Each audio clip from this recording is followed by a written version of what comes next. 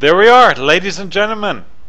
My name is Winners. With me is twdnewh. It's edition number 14 of the SC2 MENA Cup, and we have a whole new look to everything. That's right, winners. We have the beautiful new logo, courtesy of our good friend Ahmed, I believe. Yes, Sleem. Sleem. Okay, so big thanks to him. The logo really is beautiful, Thank and you. quite a step up from what we had before. Thank So you. make sure if you know him, if you're in touch with him, a nice pat on the back Yep, to make him know that we appreciate the job well done. that's right. And so we have 16 players, is it today? 16 plays, that's right. And just coming back to Sleem, he has a website, ahmedsleem.com. Check out his work. If you're down with him and you like his style, well, why don't you give him a holla, and then he will lose your cash for you in exchange for wonderful work. That's right. That's right. So looks like we won't have any buys, anyone going into the second round directly. We're gonna have first round matches for everyone, which Hmm. is great to see, as everyone gets a fair chance this time around. I sure hope Uh, so. we do have our returning winner from last week, Magic Zerg, That's right. The cigarette and smoking Zerg from that's right. Morocco. That's right. We also have a lot of familiar faces. Chiari's back, Dan, and Prodigy's finally back into the cup. We have he's disappeared for a while, so it's good to see him come back. That's right. Stim, as always, is here. So is Van Mezian, representing Team BTK. Okay. A few new faces, I think, as well. So, yeah, let's get the Yeah. show on the road. Yep, so we're gonna wait for an invite. Magic Zerg versus Nesquik is one of the matches, but we will start off with Prodigy. Yes, Prodigy versus Stem. Oh dear God, this Oh, will wow. be a tale of many stories because we have, well, a million things. Well, I at least have a million things to say about this But particular good matchup. to see. We're gonna start off the tournament with a very strong match. Both players, of course, Mhm. are some of the best in the region. Prodigy, I think one of the few Protoss players this week, and That's I right. think remaining in the whole MENA Cup. Yep. Stim, of course, has always been performing very well, and I think our last man standing in the UAE team. Yeah, And I'm let's sure not you talk will about get that. into that Yes, later. sure. So yeah, today we shall start off the map pool with Shakura's Plateau. We have, well, our map pool is the same as the ladder, plus one GSL map, or one GSL map which is not part of the map pool, if you get my drift, which is dual sites. As we wait for Stim to get ready, and I'm really liking our new the look to everything. It looks nice. It looks way more professional. We have the new logo, nice blue touch. We have the Arabian horse of strength, agility, passion, and all the other wonderful adjectives that I cannot think of. Thanks for the help there. You just let me drop the ball. I gave it to you, man. I thought you had that line all prepared and set up to say, but you let me down as well. In any case, like you said, the logo does look beautiful. Everything looks nice, Mhm. clean, sharp, and shiny, which I like. Yep. So we're just waiting here.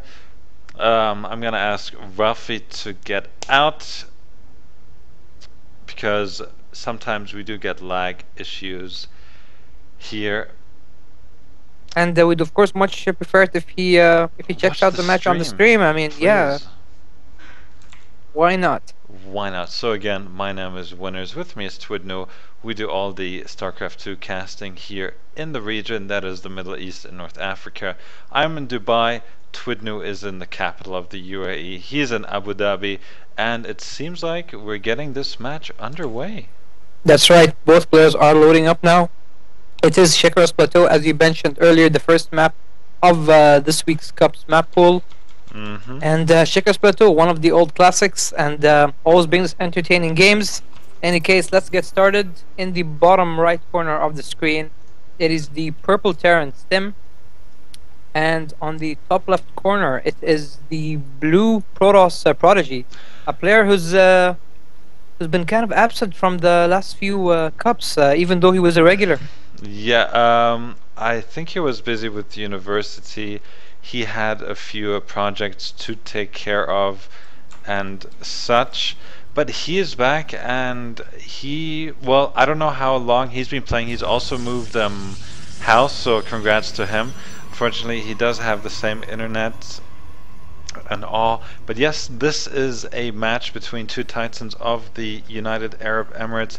Stim, as you mentioned, he's the last remaining player on the roster of the UAE national team. Unfortunately, I had to take measures to retire the team from the ESL Country Championship, much to my sadness and the community's. But frankly, we did not have the players.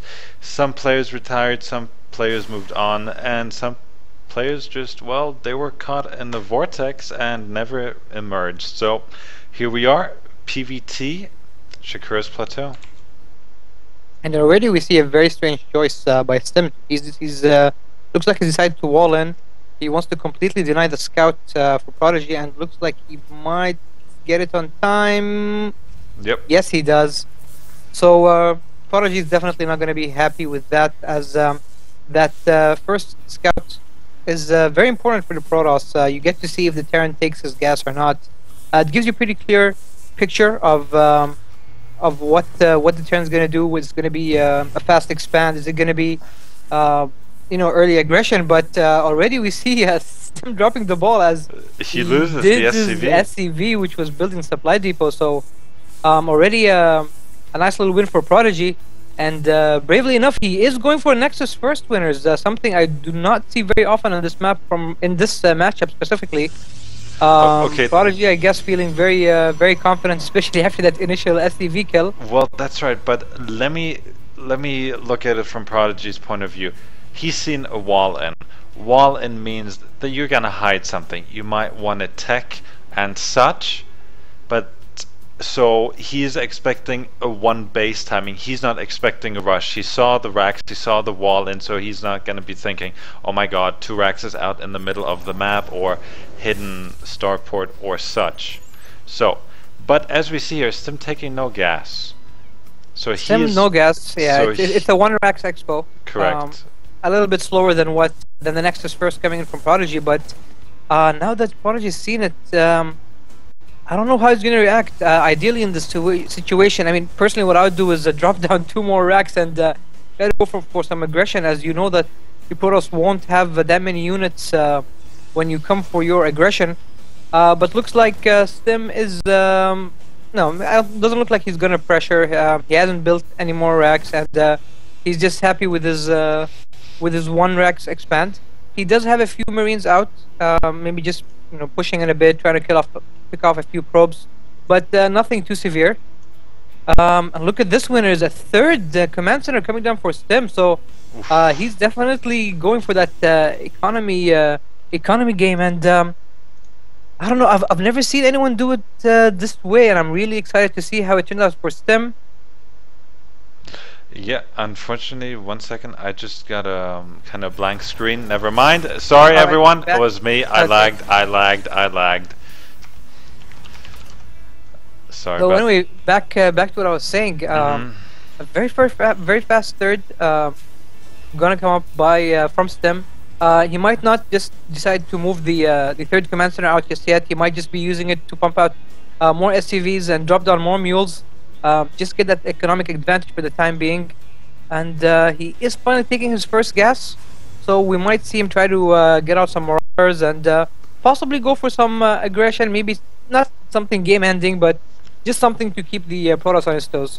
Yeah, so Stim, he's one very active player. He's a UAE national, but he plays on NA, EU, and Southeast Asia, so he has accounts everywhere in the region, and he is very busy, and he is, I believe, masters in all of them. Well, that ain't too hard on NA, mind the pun, but on EU, well, that's a bit more difficult, but I'm not sure how it is in Southeast Asia. But I like the way he plays them. He has pretty solid play, nothing too fancy, nothing like exothermic or such.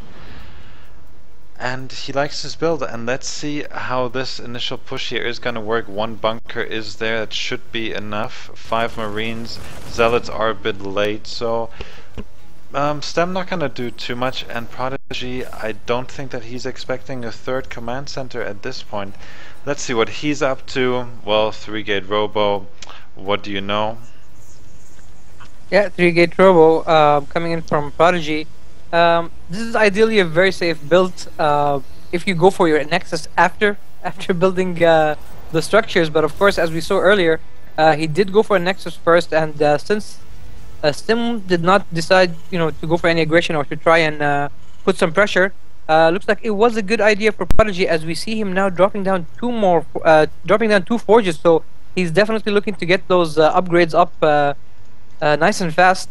In the meantime, as I predicted earlier, Stim is still using that third command center to pump out more STVs and drop down more fuels. Hasn't decided to move it out just yet. Factory now complete, so we'll most likely see a starport being built to start pumping out those medivacs. And things are looking fairly quiet for the time being. I do see a robotics bay coming out for Prodigy, so looks like Colossus will be his tech of choice. And I think he should be considering a third base sometime soon, as Stim looks like he will have his third up and running before Prodigy, even though Prodigy got his expansion first. Yeah, I like the way that Prodigy is very active on the map. He holds both Zanaga watchtowers. He has a Zealot up at the third, the Observer coming into the main, and will spot the third command center here. Medivacs are gonna be pumped out here 2 at a time, and let's see how Stem is going to react. Though I would expect both players to macro up just a little bit more, get a few additional gateways and Raxes, and behold, that's exactly what is happening here, as we see Thermal Lance being upgraded, as well as attack level 1 and armor level 1. That's right, Prodigy is going for the double upgrades, and looks like he will be ahead on upgrades for the time being. The Bioforce for Stim is still at 0-0. He is researching +1, and he will have Stim fairly soon. And I'm not sure. Do you think Stim might go for some kind of timing as he decides to take the third? Well, I think at one point you do need to make a move against the Protoss. You cannot let him do whatever he wants to do. That would be mere suicide. So yes, I do not know what Stem is going to do, but I'm positive that he is going to try and make something happen. I don't think it's going to be now. He doesn't have enough forces out there just yet, but maybe he's going to put on a bit of pressure, force a few more units, and be cute about what he does. He wants to exert a bit of pressure on the map. He wants to intimidate his opponent, maybe go for a drop, some simultaneous dropping, as he's now picking off a few units here. Very cute indeed. A force Stem as well. So very supply count does look slightly in favor of Prodigy here. Not much of a difference. As I say that, he does decide to warp it a few more units. Charges being researched, definite must for any Protoss in this matchup.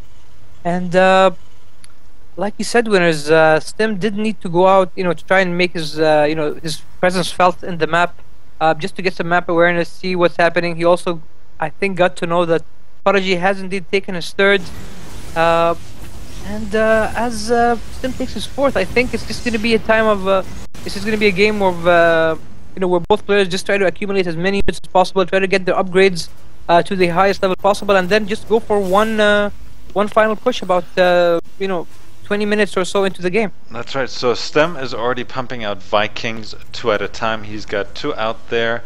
He has seen the Colossus most probably, and he wants to be prepared just in case. Well, he needs to be. There is no just in case, because he has already seen the Colossi. Definitely now with that scan. So he needs the Vikings out. But the trick is here, you need to... Oh no, this is a bad engagement here for Stem. He's going to lose a lot of units. He could have picked up a few, but that was definitely in favor of the Protoss. And, well, Prodigy, is he going to decide to engage? Not quite yet, but the Observer is sticking with the Terran here. Very strange that Stim has not scanned to get rid of it. That's right. Very strange decision for Stim, like you said earlier, to go for that push. I mean, uh, although he doesn't have an observer following around Prodigy's army, but he did have an idea of what the unit composition was. And with not enough Vikings, it's really very difficult to engage a Protoss with that many force fields, and even 2 or 3 Colossi is more than enough to do a lot of damage to this Bioforce. And it's good to see that Stim is finally researching, the level 1 upgrade for his Vikings.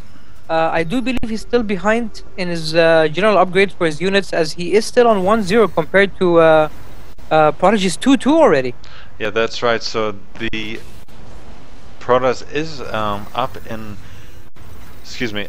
supply. He's up in bases as he's getting a 4th already. It's about 80% done, as there might be a small engagement here in the middle of the map, but Stem should not engage this. He does not have the forces. Charge has completed.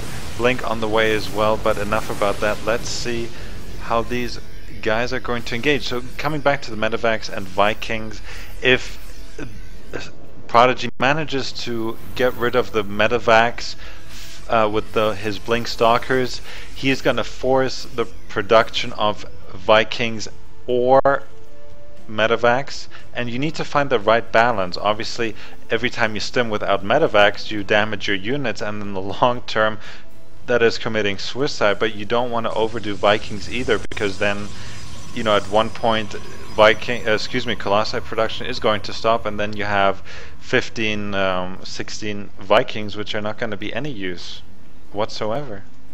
That's right, winners. We see a lot of Terrans struggle in that aspect. They don't know when to stop Viking production, as you're always worried that if you're not sure if the Protoss continues to produce Colossi, then you need to continue producing Vikings. But once the Protoss go for that tech switch and go for the Templar, then those Vikings really aren't of much use. And although Prodigy is losing some probes here, I really like that he has his units on hold position, as to not lose all of them. But still, a very nice attack by. But look at the fake out here. Stim. Yeah, very nice by Stim, and he does snipe out one of the bases. So very well played by him.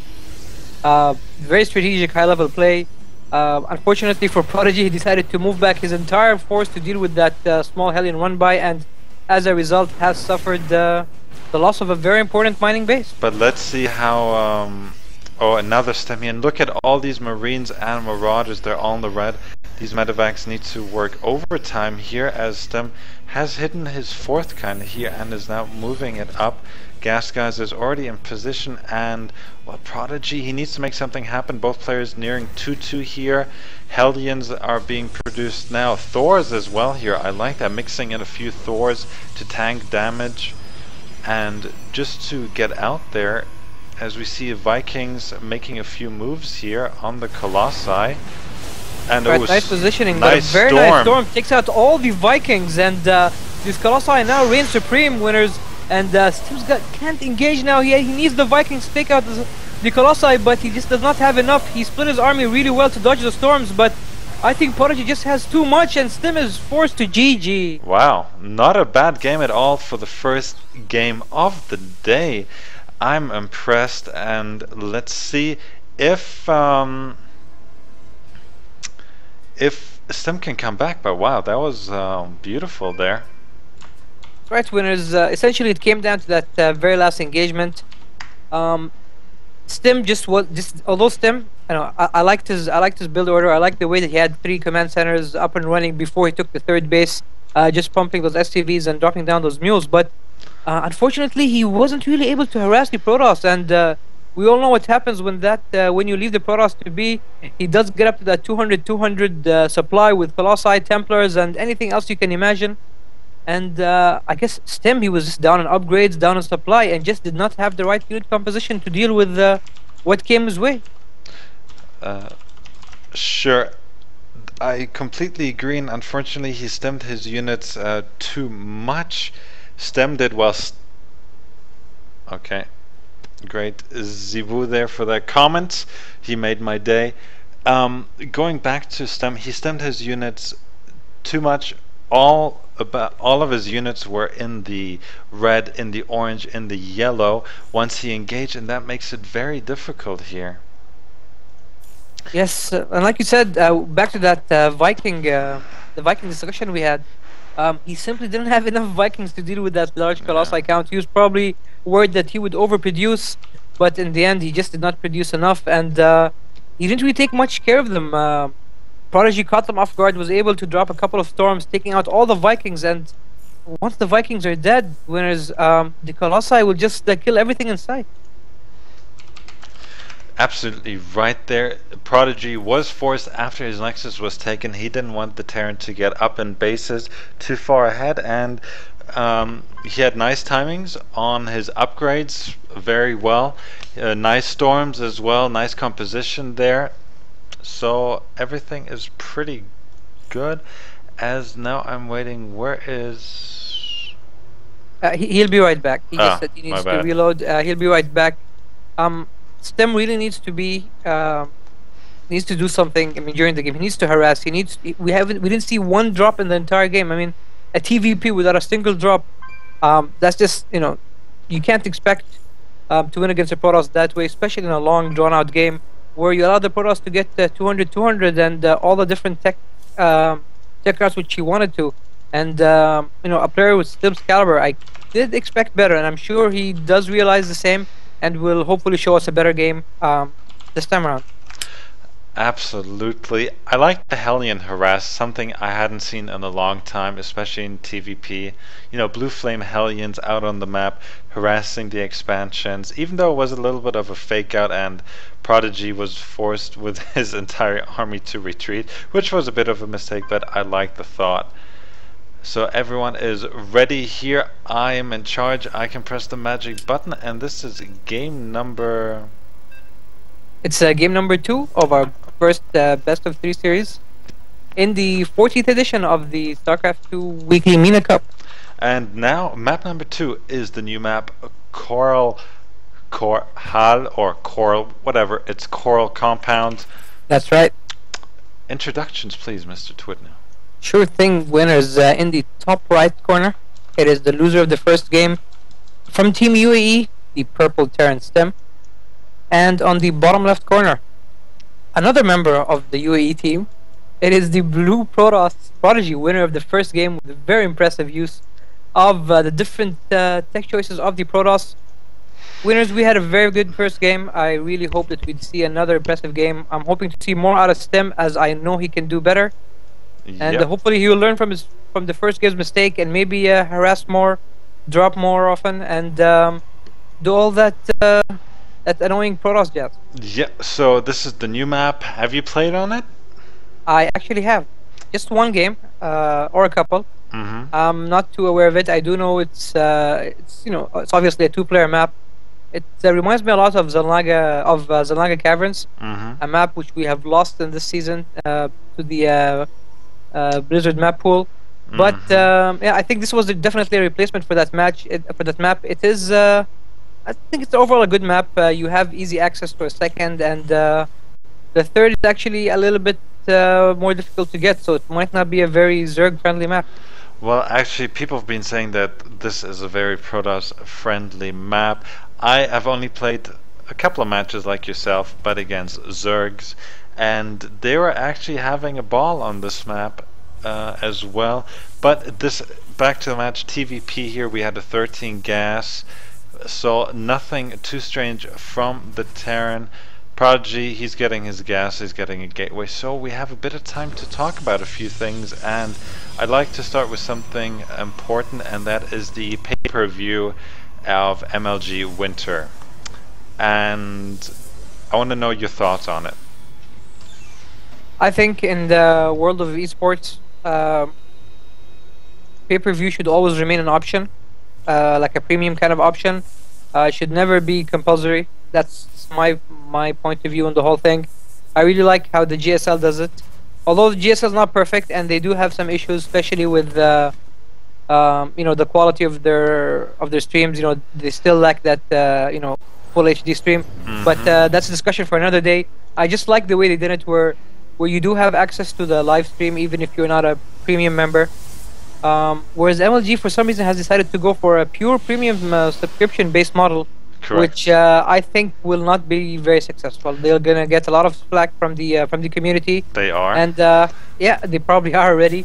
And I do not see it being successful for them. And I think they will be forced to change their ways very soon. Well, if I'm not mistaken here, and if I'm wrong, please do point a finger at me. So Sundance has decided to have an empty arena with 32 players and a couple of casters, if I'm not mistaken.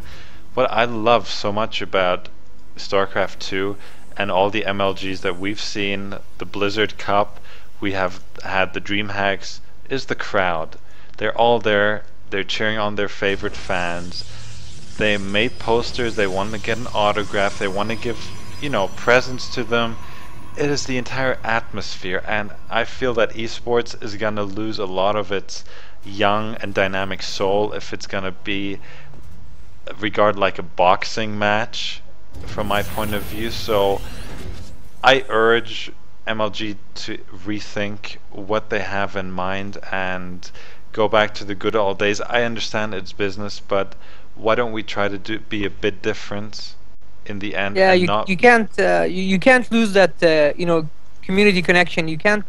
I mean, this is what esports thrives on. The communities, the gamers, and once you lose that, I think you just lost touch with what makes people enjoy these, enjoy watching and enjoy participating in these events so much. So, I fully agree, and I really hope that they will have a change of heart. Yep. So anyhow, that was enough about that, at least for this match. We have a few other things to discuss later. Let's see what Stim has in mind here. He's mined about 170 gas. He's pulled everything off it. He's got his expo down, and he's going mineral heavy. So maybe this is something he has practiced, something he has seen. I'm not aware of what I'm actually seeing right now. He's just getting, he has 3 Raxes, and he's going pure bio once more. No factory in sight. That's right, no factory yet. He did go for that 1 Rax expo, and looks like Prodigy has gone for something similar, but here we have an engagement, and I do not think Stim can do anything. He's gonna have to go back and really without accomplishing much here. Yeah. Prodigy, wisely doesn't have a good supply of sentries which are able to force field and therefore deny the Terran any kind of aggressive behavior. But Prodigy looks like he's the one going for a counterattack now. Of course, this will not be able to do much as we do have a bunker up just outside the Terran natural. But look at this one, there's a hidden pylon just at the Terran's natural, and 3 stalkers warp in, and this might be a deadly attack. Where did this come from? A bunker is gonna go down, and this might be GG.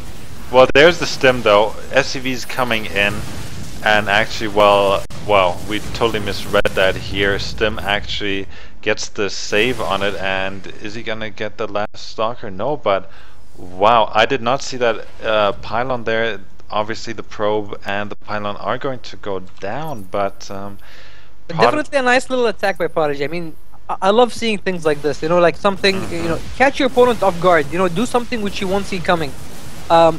See, even if you don't do the damage which you want to, or you still mess up with his build order, you mess up with his plan, and that's always a good thing. So, I mean, I'm very happy to see Prodigy do something like this, and I do hope we see more of it as we go on in this tournament and in the others. Stim now going out with quite a sizable task force of Marine Marauders, but it can be deadly. I mean, sentries just warped him. He might have 1, maybe 2 force field, and he lost all the sentries there in that 1 attack. And with what Stem has charging at him, concussive shells will finish in about half a minute as well. There's just nothing coming out of Prodigy at this point, and he doesn't have enough damage dealing units, and looks like Stim might be able to catch a lot of these units off guard. We do have a warping of a few zealots coming in for Prodigy, but with Stim and these Marauders, he can kite those zealots all day, and looks like he is doing that. Maybe not the best way possible, but he's still doing it quite well, and he will kill off all these zealots, winners. Yeah, concussive shells have finished now, so good on him, and Stem is showing off his micro. He's stemming yet again. He will finish everything, and You'll actually. It still could have been better. I mean, his micro could have been better. I actually think he could have saved all his Marauders there and his Marines without any problems. But we do have a second task force of 2 Marauders and a Marine, and there's nothing to defend. Probes are being forced out to defend, and he is able to kill a few before moving out. So a nice little attack by Stem did get some damage, and he does have the supply advantage now, as well as a third base in the making. Yeah, so Stem, a very nice timing there. He has gotten his both gases in the main, both gases at the natural, but only one SCV on each. So he's going to stay on bio for the next few minutes, that's for sure. But the factory is here right now. It is about finished, and I'm sure, just like in the first match, it is going to get the reactor add-on, and yes, there's a starport. So no big surprises there, and I feel he can work up a nice timing here. Prodigy is behind. He's lost all his sentries, and sentries do play a huge role in the Protoss army, especially in the mid and even in the late game. That's right, they are the perfect support units. Various abilities, including force fields and Guardian Shield. Guardian Shield, not to mention a few others which you need to research, such as Hallucination. But Winters, please tell me what the worker count is looking like for both players. 43 SCVs to 44 probes. Alright, so they're almost even, but that advantage will definitely sway in Stem's favor, as he already has his third up and running. Looks like he wants to go for the safer planetary fortress, is also dropping down a missile turret. Definitely to dodge any kind of Dark Templar play. Stem just scouting around the map, going around, checking for any hidden bases and such, which is always a sign of a great player. And I think Prodigy is on the ropes, Winners. He's about 20 supply down. He lost his entire army at some point in the game and is just starting to rebuild soon. Looks like his tech of choice is going to be High Templars, as he does have his Templar archives up and is researching Storm. Yeah, he knows that he's on the rope. Stem, though, I feel he could do a bit better with his upgrades. Just like in the first game, he has neglected them to a certain extent. But maybe he can hear me. Maybe he's gonna do that in just a second. But yeah, he definitely needs upgrades, as the 1-1 is about to finish for the Protoss player. But look at the army here moving around in the middle. Medevacs are joining the fray as well, and this could be deadly. I mean, looking at the army size here, we have, well, 20 supply in favor of Stem here. That's right, but just to note, Prodigy's High Templars do have now enough energy for Storm, so at least he does have that going. And as you mentioned earlier, he does have the 1-1 already. He's actually researching 2-2 now, and we still don't see anything coming in from the Terran. We only have +1 armor being researched now, so he will be on 1-1, but not before the Protoss already has 2-2. So unfortunately, this is one thing Stem did not try to change from the first game. His late upgrades have caused him trouble in the first game, but he's definitely learned from the lack of drops, as we do see 4 medevacs full of bio heading towards the Protoss base. But look at this, Winners. They're rallied just to where the 3 stalkers are waiting. Prodigy, somehow anticipating this coming, does have 3 stalkers patrolling that potential drop area. It seems like everything is gonna miss. But I like the unit split here, and these medevacs are definitely going to unload. He might lose 1, as maybe it'll be just perfect timing here, as Prodigy will be forced to multitask on 2 fronts here. Alright, he needs to drop all his units as soon as possible. He's delaying too much, and he loses already 1 medevac, which was half full, but looks like it won't even matter. Those Stem Marines and Marauders will be able to take down the Nexus and take out a few workers. Nexus would not have been my choice here, because the minerals are just about gone, but maybe getting rid of a few pylons here, and maybe cybernetics core. And where's the... Whoa! Look at the storms, and that was ugly. If there were any kids in the room, they're gonna think that Freddy Krueger did all of that, but never mind. Well, Stem losing 4 medevacs there, that is pretty bad. Full medevacs, and don't forget all the units which came along with those medevacs. Like you said, I think going for the Nexus might have not been the best choice. It is okay. I mean, you do he does stop some of the mining and stop of the gas, which Protoss really doesn't need with this tech composition. But I think it would have been wiser to go for some tech buildings, go for a cyber core, even a robo. Will definitely hurt the Protoss, as it will slow down any potential push coming. And But now Stem is coming for more, and he has already pre-stemmed all his units, and looks like he wants to go for the second Nexus. And Prodigy is this out might of position once again. Both forges going down. Pylons are going to disappear, and he is definitely going to snipe this, and he's going to go up into the main. He's going to maybe get... Oh, he's getting into position, so there won't be any surface. He needs to move back because the storms will be able to damage all his units, and one storm was enough to devastate his army. But still, winners, that was a very, very good attack, and now Prodigy is down to only one mining base. And Prodigy is doing opponents. the right thing. He's going to counterattack, and this could be deadly. He has no choice, winners. Yes. He has to counterattack. There's absolutely no way he can get back into the, into the macro game. He lost two of his bases, and he's only mining on one. The only advantage he has, I think, is that he's already completed his 2-2. But and Stem is still on 1-1, so this is going to be it, winners. This is definitely the last engagement of the game, and we need to see more storms. His Tri Templars are a little late, but will it make a difference? Okay, bunkers are already filled up, and oh no, this is not going to work for him here, and I think we'll be going to game number 3 here. That's right. Great save on that bunker with the SCVs doing clutch repair here. He is now going to kill off all the Templars, all the Stalkers, and a few Zealots, a few Archons are there. But even if this game goes on for a little longer, I think Stem's got this, winner. I think so too. Maybe he shouldn't have engaged that army, even though that's a small number of Protoss units. They're very powerful here. Zealots, Archon, and Stalkers, and well, they can do a lot of damage, as we see here. Right, they are doing a lot of damage, and Stem, with great positioning though, is able to minimize the damage by those Zealots, and now he's only down to 3 Stalkers, 2, and 1. He does get a warp in of a few more Zealots, but like we said, winners, this match is over, and we are going to go to a game number 3. Yeah, income for Prodigy is about 800, and it is double of that for Stem. Might... But now we see here about 8 Zealots just chilling, and they're a bit out of position here, I would feel. They need to wait for reinforcements. Oh, bad micro, losing about 3 Zealots for absolutely nothing, losing more here. And yeah, Prodigy is at half of the supply. Another pylon, another probe going down. This is going from bad to worse here. He's not rebuilding his Nexus at the main or the natural. And he needs to make something happen, but I don't really see what he could possibly make happen. Stem is getting his 4th, and he has a huge bio ball moving through the map.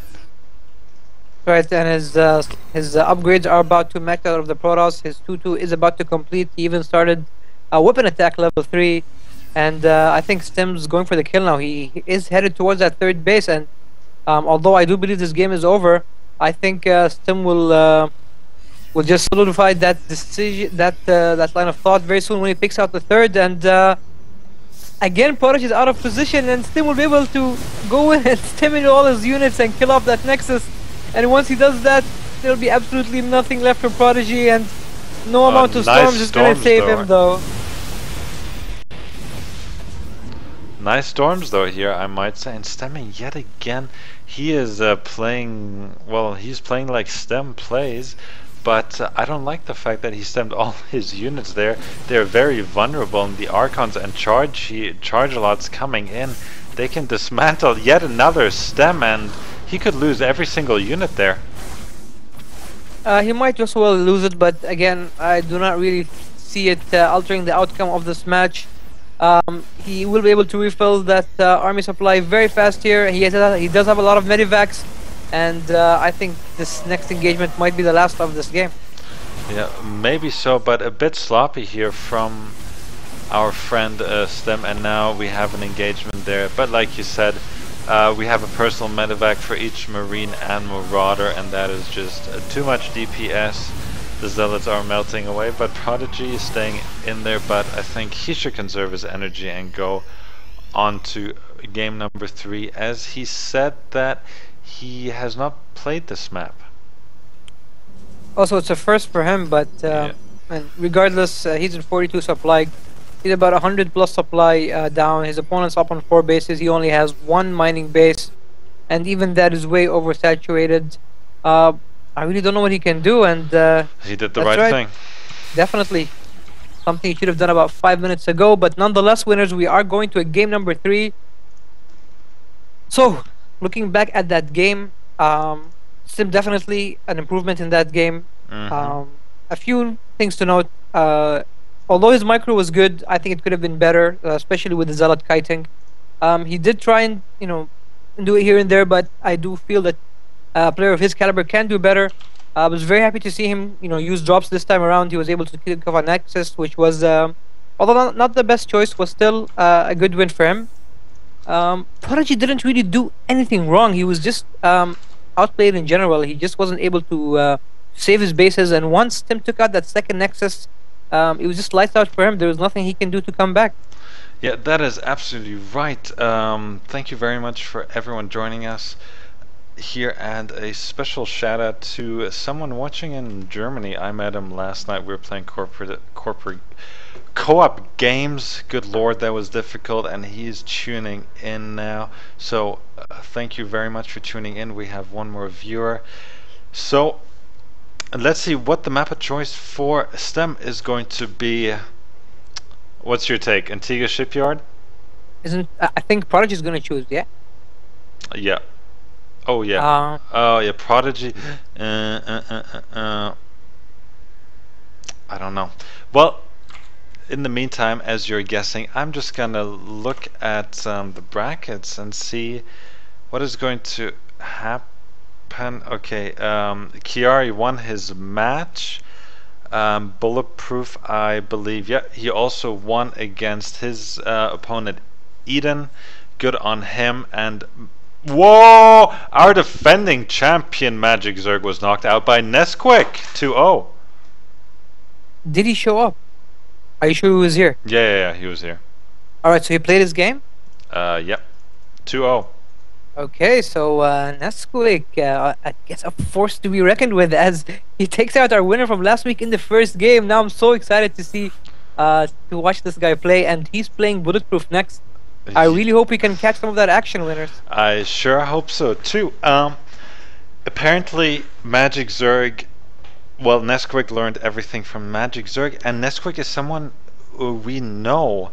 He's been around, but he just had his name changed because people love changing their names for some odd reason. You can't keep up with the people on your friends list because you just don't know who is who anymore. And with that stuff, get a free name change there, he just made it so very difficult, as we have Cloud Kingdom. Well, are you going to keep it keeping in suspense? Who's Nesquik? I don't know. It's something GG. I forgot. Alright, okay. I thought it might be someone I know very well, so no. you got me No, you got me a little excited there. I think he's from Morocco too, but I could be mistaken there. I could seriously be mistaken. So if you know where Nesquik is from, let us know here. The players are ready, the casters are ready. My name is Winners, with me is twdnewh, and this is game number 3 of our first match of today's MENA Cup of 2 of the most prolific players. I definitely want both to move on because we need Terrans. And Protoss, definitely. Yeah. This Zerg infestation is really too much. In any case, welcome back everyone to the StarCraft 2 Weekly MENA Cup number 14, brought to you by Winners and twdnewh. And on the top right corner, we have the winner of the second game, loser of the first. From Team UAE, it was the blue Protoss Prodigy. And on the bottom left side of the map, it is another player from Team UAE, winner of the winner of the second game, loser of the first. It is the purple Terran Stem. Okay, so a little bit of clarity here, and something I need to post, because in the last few weeks we have really received a lot of people wanting to participate outside the MENA region, and Uberzone, or Ubers1, says that Nesquik is from Iraq. Okay. Oh yeah, it is the guy living in Germany. Yes, how can I be so silly? He's the guy who applied for the UAE national team. His mother is from Al Ain and his father is Iraqi, but he lives in Germany and he's coming to the UAE to continue his studies, I believe. Very weird, very cool, and yes, I allowed him to participate because he is moving to the UAE, so I was cool with that. So yeah, thank you for that, Uberzone. Thank you. So yeah, and I'm thinking about making this a global tournament. I know we have a lot of players which aren't that good, but we need to find a solution. We can't stay in this region forever. But let's see how things go here on Cloud Kingdom between whoa, brain fart, Stim and Prodigy. And oh, just one more thing before we go on. Ladder Season 6 has commenced, or Season 6 of the 1v1 ladder. And Right. I see that you've moved up a division. I'm still a lowly platinum winners. Don't get excited just yet, but it is a good step forward. I was stuck in gold for what felt like forever, and in any case, it's good to be. It's good to have been moved up to a higher division for this season. I really hope I can improve my game. But just like to note, Prodigy has gone for Nexus first once again. Winners, it has worked for him in the first game, so he might feel that it's worth going for again. Reapers. In the meantime, yes, we are having Reapers winner's favorite unit. That's right. In the game. Yep. And look at this winner, Stim, playing a little mind games, building a bunker just behind the Protoss Natural. Of course, I really doubt this bunker will go up, but it's definitely annoying for Prodigy to have to deal with. That pesky STV just moving around. And looks like he will get surrounded though, and Prodigy able to take out that STV before the bunker is complete. Nonetheless, it is annoying to deal with, and Stim's Reaper here is already on the way. Reapers, if micro correctly, and if you get to that lovely number of 2 or 3, which we will not see because Stim is, well, he's putting up a bunker and he's getting a million other things, so he's just gonna harass a bit here at the natural. But I think, is Prodigy already expecting something here? He did see it. He does have one probe on the watchtower, so he did see the Reaper coming. But Reaper now taking a detour, going straight for the main, and there's a Zealot there, but still. there's Zealot, but Reaper can kite that Zealot. Yeah. Better control from Stim. He's taking too much damage on that Reaper already, and looks like he might go out. Well, looks like. Okay, he didn't even get that Zealot, so he might.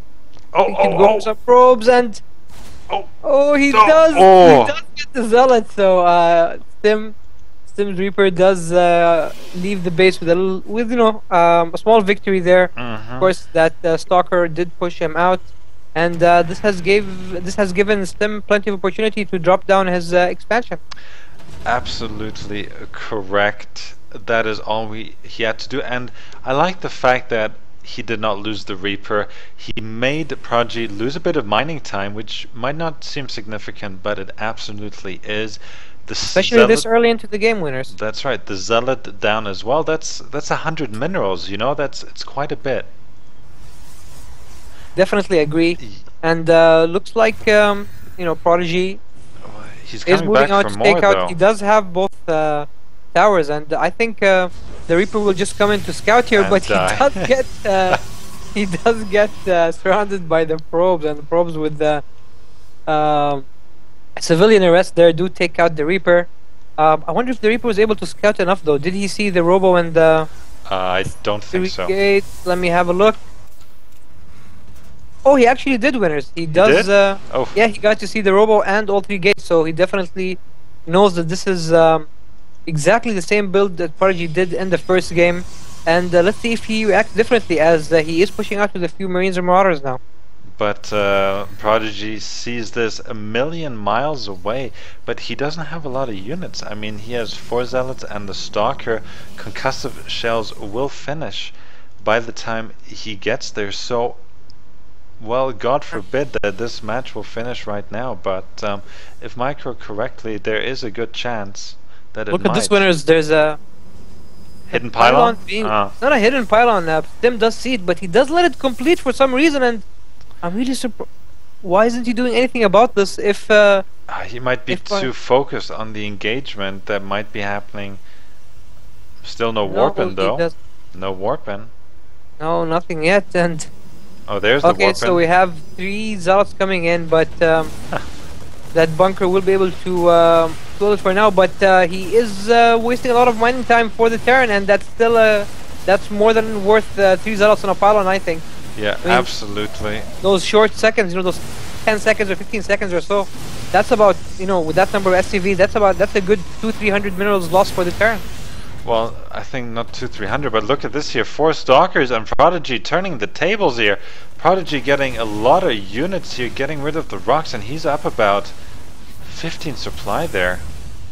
That's right. Prodigy definitely following this up with some more pressure. He does have an Immortal there, and the Immortal can, if the target fires the bunkers with the Immortal, he can take it out very fast here, but the SCVs are on standby, and all this is lost mining time for Stem, and he does look at this, winners. He does retreat. He did not lose any units, and all he did was waste a lot of mining time for the Terran, which is why he has this very healthy supply lead. Beautifully done, and now he is going to get his 2 forges. He likes that apparently, as he's done it every single time in every single game. He's getting his thermal lance upgrade as well, and he's walked home. He's kept his units intact, and now he's going for a 3rd here, and he's in a great position. Stim, on the other hand, he's got his 3rd orbital command here. Again, the factory giving way to the starport, and everything looks pretty similar, and though regrettably the upgrades do too, because Stim is not upgrading at this point. So how would you transition from here? We're both Terrans. What's your plan, twdnewh? I'd definitely go for a drop. Stim needs to abuse these drops against Protoss. It's a must. If you let the Protoss be, he goes 3 bases and he'll have enough to take up to both Colossi and Templar. And then what are you gonna do? You're gonna overbuild the Vikings or underbuild the Vikings and get into that ugly scenario once again. But in the meantime, it looks like we might have a little engagement, but no. Stim decides to move back, get better positioning, get a few pot shots on those Protoss forces, but again, he definitely sees that Colossi and he's forced to go back. And no medevacs. Begins 2 medevacs. No medevacs. 2. Oh, okay, 2 medevacs, and he's unfortunately, because of the Colossi, he is forced to change from medevacs and is forced to build Vikings instead. In this scenario, I think, winners, he should probably invest in a 2nd starport. I think it's definitely worth it. I mean, Colossi, once that Protoss gets 4 or 5 Colossi, if you do not have, a large, 2-figure count of Vikings, you really cannot deal with it. And I don't know, winners, Stim is he's playing like he did in the first game, and it's gonna hurt him. Yeah, it's definitely gonna hurt him. He only has 2 medevacs now. Thankfully, he is going for a drop, but I feel like this drop might be a little too late, as it will definitely be scouted before it reaches the main. He might be able to get to that 3rd before it is scouted, but I don't know if he'll be able to do the damage which he needs to. And look at this, Prodigy looks like he does see it. He does move his units towards that 3rd, so he does see it coming. Yeah, no. Well, he's just maneuvering around, and now... Okay, so he does go back, so it might catch him by surprise. But Stim has decided to drop at the 4th and decide to force the cancel, which is, I think a good idea as well. And now here we see a bit of an engagement here. Vikings getting off a few shots, even damaging the Colossi, and well, supplies are just about equal now, but I believe the Prodigy, the Protoss, has a sizable lead at this point. He's getting Storm Charge as well. He's trying to get his 4th up once again.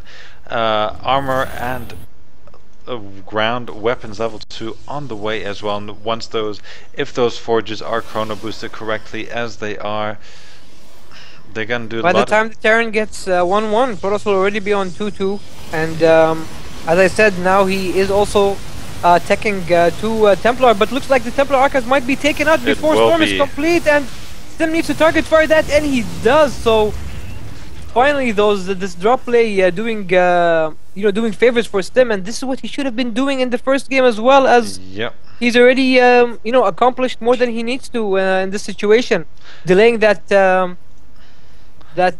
Templar attack. Unfortunately, a little sloppy with the Medivacs, does lose one and almost lose the second. But nonetheless, I'm very impressed with this with his play this game with his change of play this time around. But he shouldn't is lose going all for an these attack, units. but yeah, and this he attack should definitely is, not land the Vikings. Yeah, I don't know. Stem's decision making. Well, That drop was good, man, but his other decisions aren't impressing me as much. yeah, he's forced a lot of stems on his units, which have been unnecessary. Stems. And since he's been using his starport for Vikings, he does not have Medivacs to support this constant stem. He has a grand number of 3 Medivacs here and 7 Vikings, though. Mules just flew past my screen. I don't know what happened, but that's okay. So again, Templar Archives, well, had to be rebuilt. Where did he rebuild it, though? Well, he rebuilt it at his natural, and he delayed Storm by quite a bit here, but Stem is still on the ropes here. He needs to get his 4th because Prodigy is now, well, transferring his drones and the Protoss up a base, as he's already getting his 3-3 Colossi, High Templars, a healthy number of ground units. Stem might be in a bit of trouble, although that he has the supply lead. He is heading towards a third base, and Prodigy's units are out of position. I think Stem might be able to take out this third before Prodigy is able to react in time. Unfortunately, he's in the high ground, so he is not in range of the Nexus.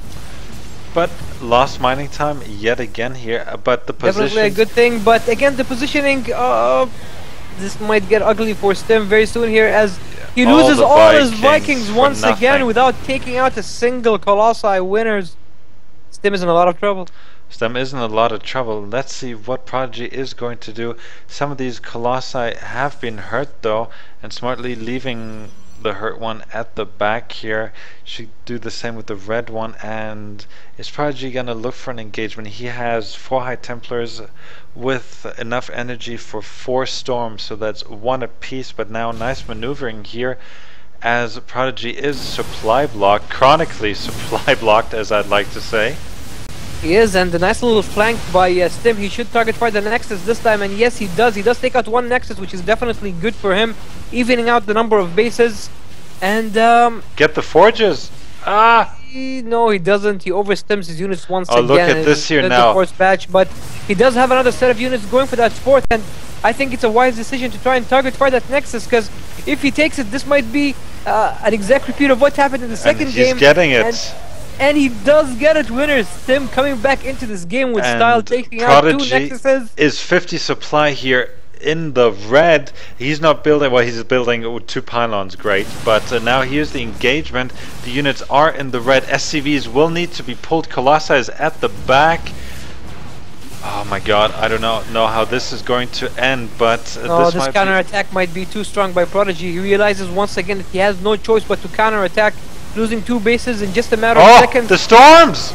And the storms take out a lot of those units, and oh man, GG to what? Prodigy has been playing. I don't believe that he's been to university. I'm gonna have a word with him after this is done, and wow, GG. A very back and forth game, winners. Once again, Prodigy was back down to a corner where he had no choice but to counterattack. This time, though, he had a perfect unit composition, more than enough to, for that great final counterattack. And although Stem did take out those 2 bases in style, he just didn't have enough back home and not enough army units to be able to defend it. And I have to say, very well played by both players. Still a little, things here and there where I'd like to talk more about later.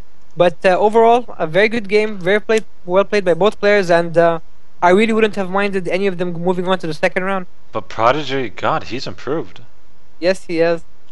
He has, and he's been trolling me, and this is gonna have repercussions. Okay, Winter, Knight didn't show up. Great. walk over for you. Well, Knight Triple Knee, he has a reputation of not being able to read his watch correctly. He's an hour late, so I'm not even gonna get into the fact that Van Mezien is gonna get a walk over. And we're gonna have Prodigy facing off against Van Mezien in the second round. So another very strong PVT winners. Yeah, this is a nice change of pace from last week's ZVZ. But I think ZVZ party. But tell me, what do you have in mind? What match are we gonna? I think Prodigy will want a small break because Van Mezien is no pushover.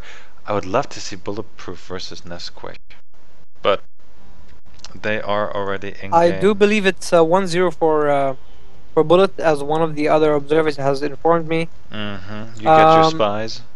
Yes, I have my spies working working for me, telling me what's happening in all the other games we are missing. Looks like we in the second round matchup, just to give a heads up to all our viewers, it's Dan versus Carey, Prodigy versus Van Mezien, Bulletproof versus Nesquik, and finally Wolfman versus Ralphie. Yep. So maybe Rupture didn't show up. Rupture, he's our Egyptian. It's strange for him not to show up. He's usually here almost every week. Yeah, one of our very consistent players. Yeah. Oh, Kusai is here again. He's another player from Saudi Arabia. But we are now. Who is? Well, Rupture is here, unfortunately.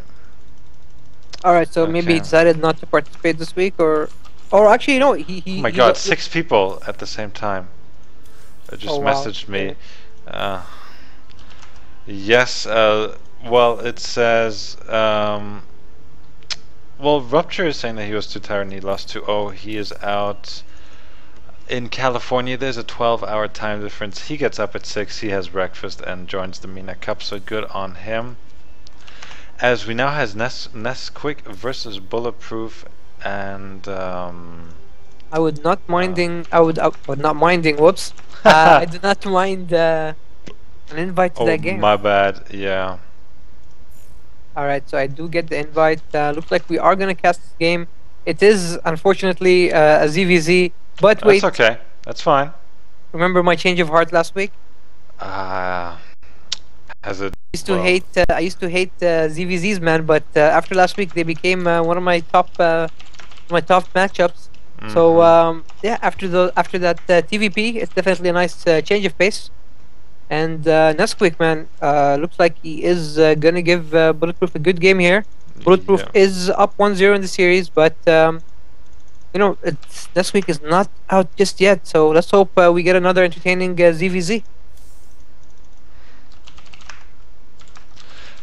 Thank you for all of that. Sorry, I'm just sorting out a bit of stuff in the chat here.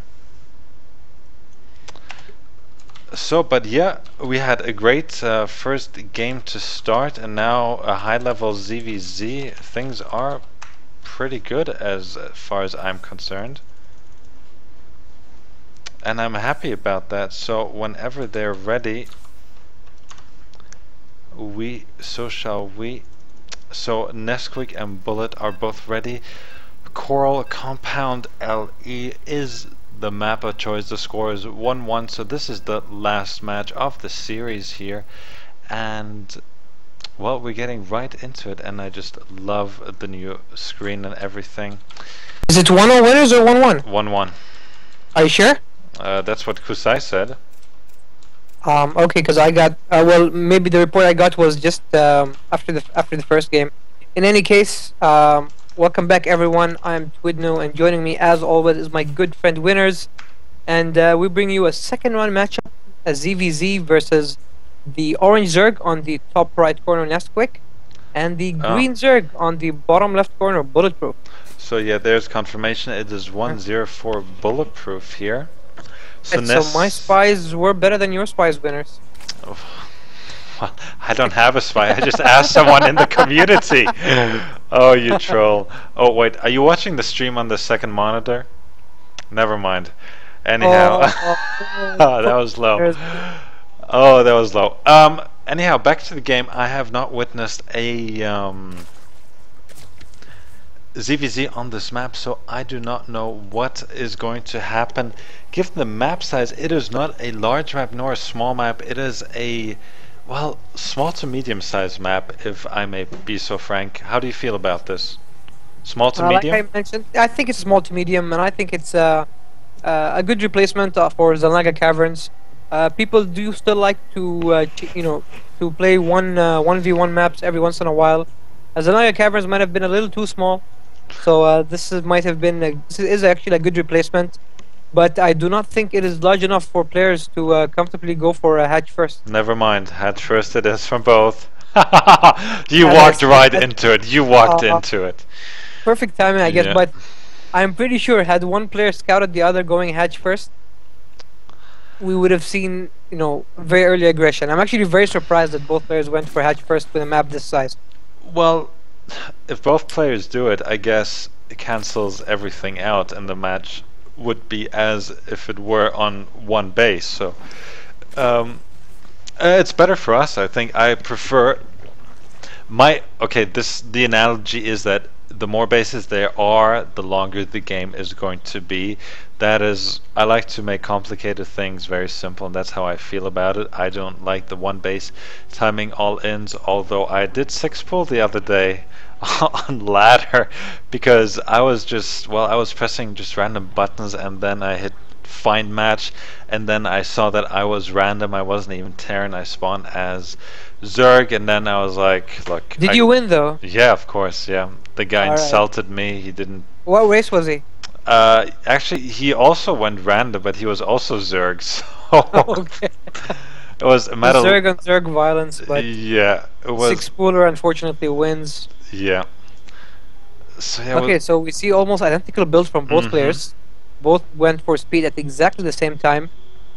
Just like to see if they've taken out their drones off gas. Looks like Nesquik still has one on gas, and Bulletproof actually still has all three on gas. So there's your slight deviation, as both players now going for a Baneling nest.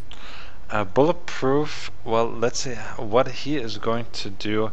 He has opted for well, actually, same number of drones, queen, so everything is pretty similar at this point. The only difference is that Nesquik has 4 more Zerglings. One of the differences, I think, And one Bulletproof less actually queen. has Two Bulletproof queens. has 2 queens, so his Yes. production will be better. But production don't matter if you use dead, so let's see what is going to happen here. Well said, winners, and I think Bulletproof will safely defend this. And once that Spine Crawler goes up, then he's definitely going to be more than safe. He does spawn. He is, morphing 3 Banelings, probably just defensive Banelings, just in case. Nesquik goes for some kind of attack wheel soon.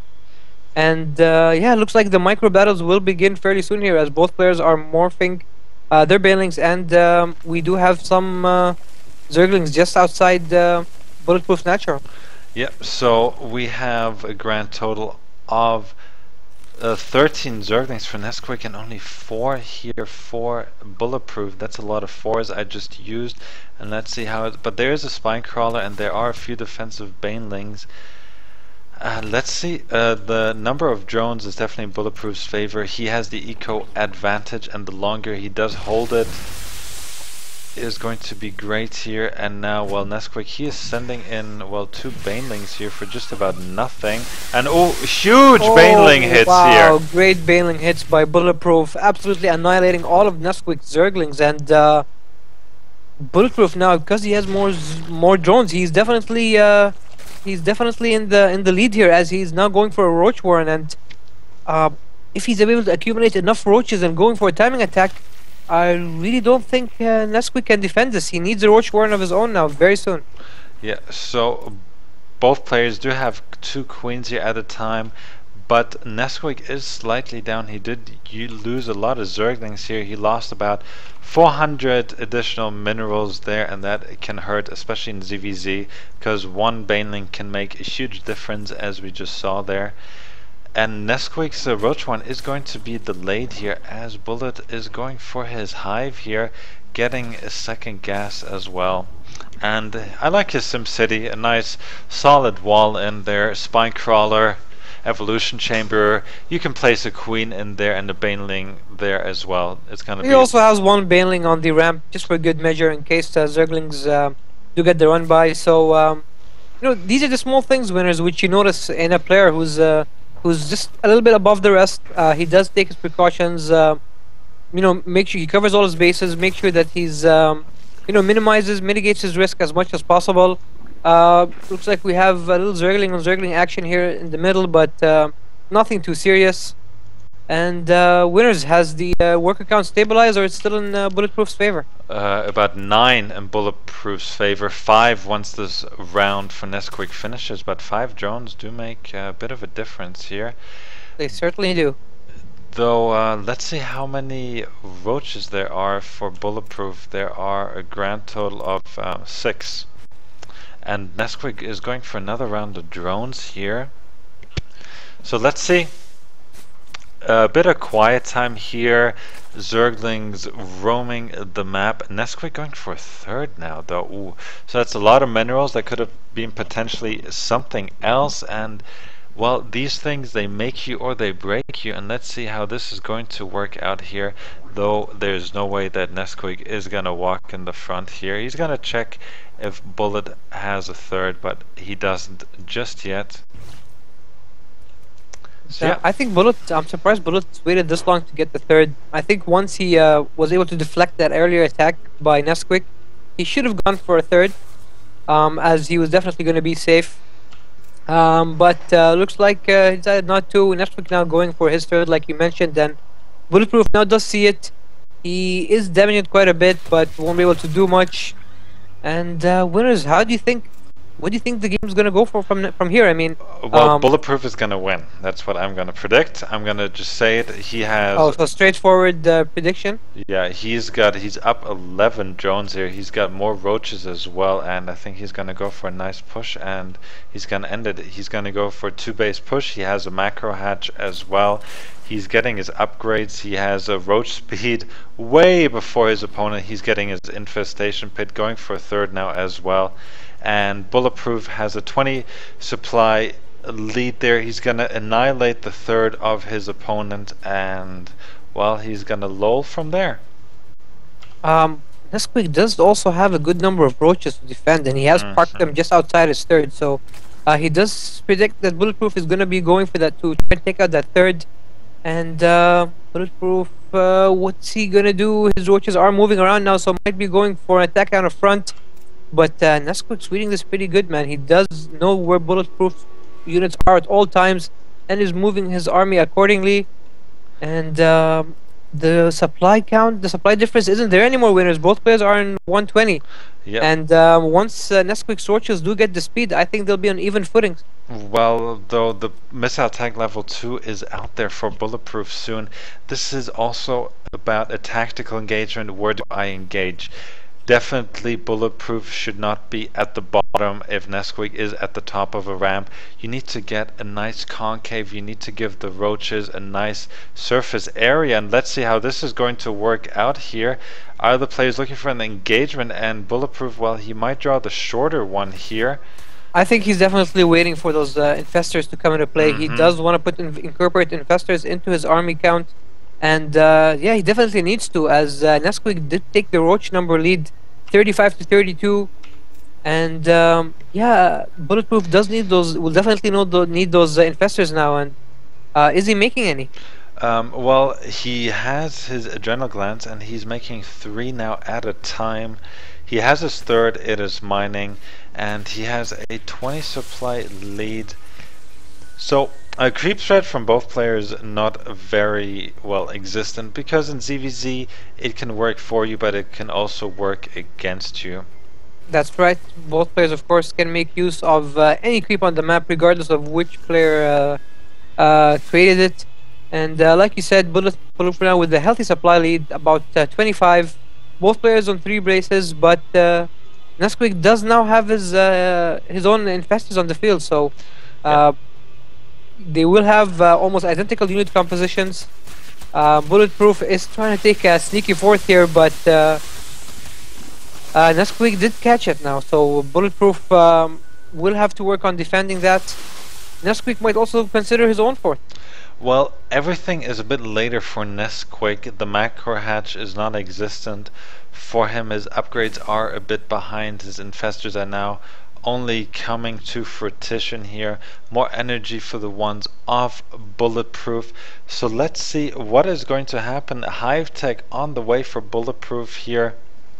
He's getting everything there is to get. He has well, the drone lead. Well, he just made 13 drones there for him. Very nice indeed. And let's see if there's a little counterattack here. Bulletproof sending out a little squad here to just harass the fourth. That's right. And I think he will force the cancel on it. He will. Nesquik not reacting, even losing a few. Excuse me, there he lost an overlord there, supply blocking him temporarily.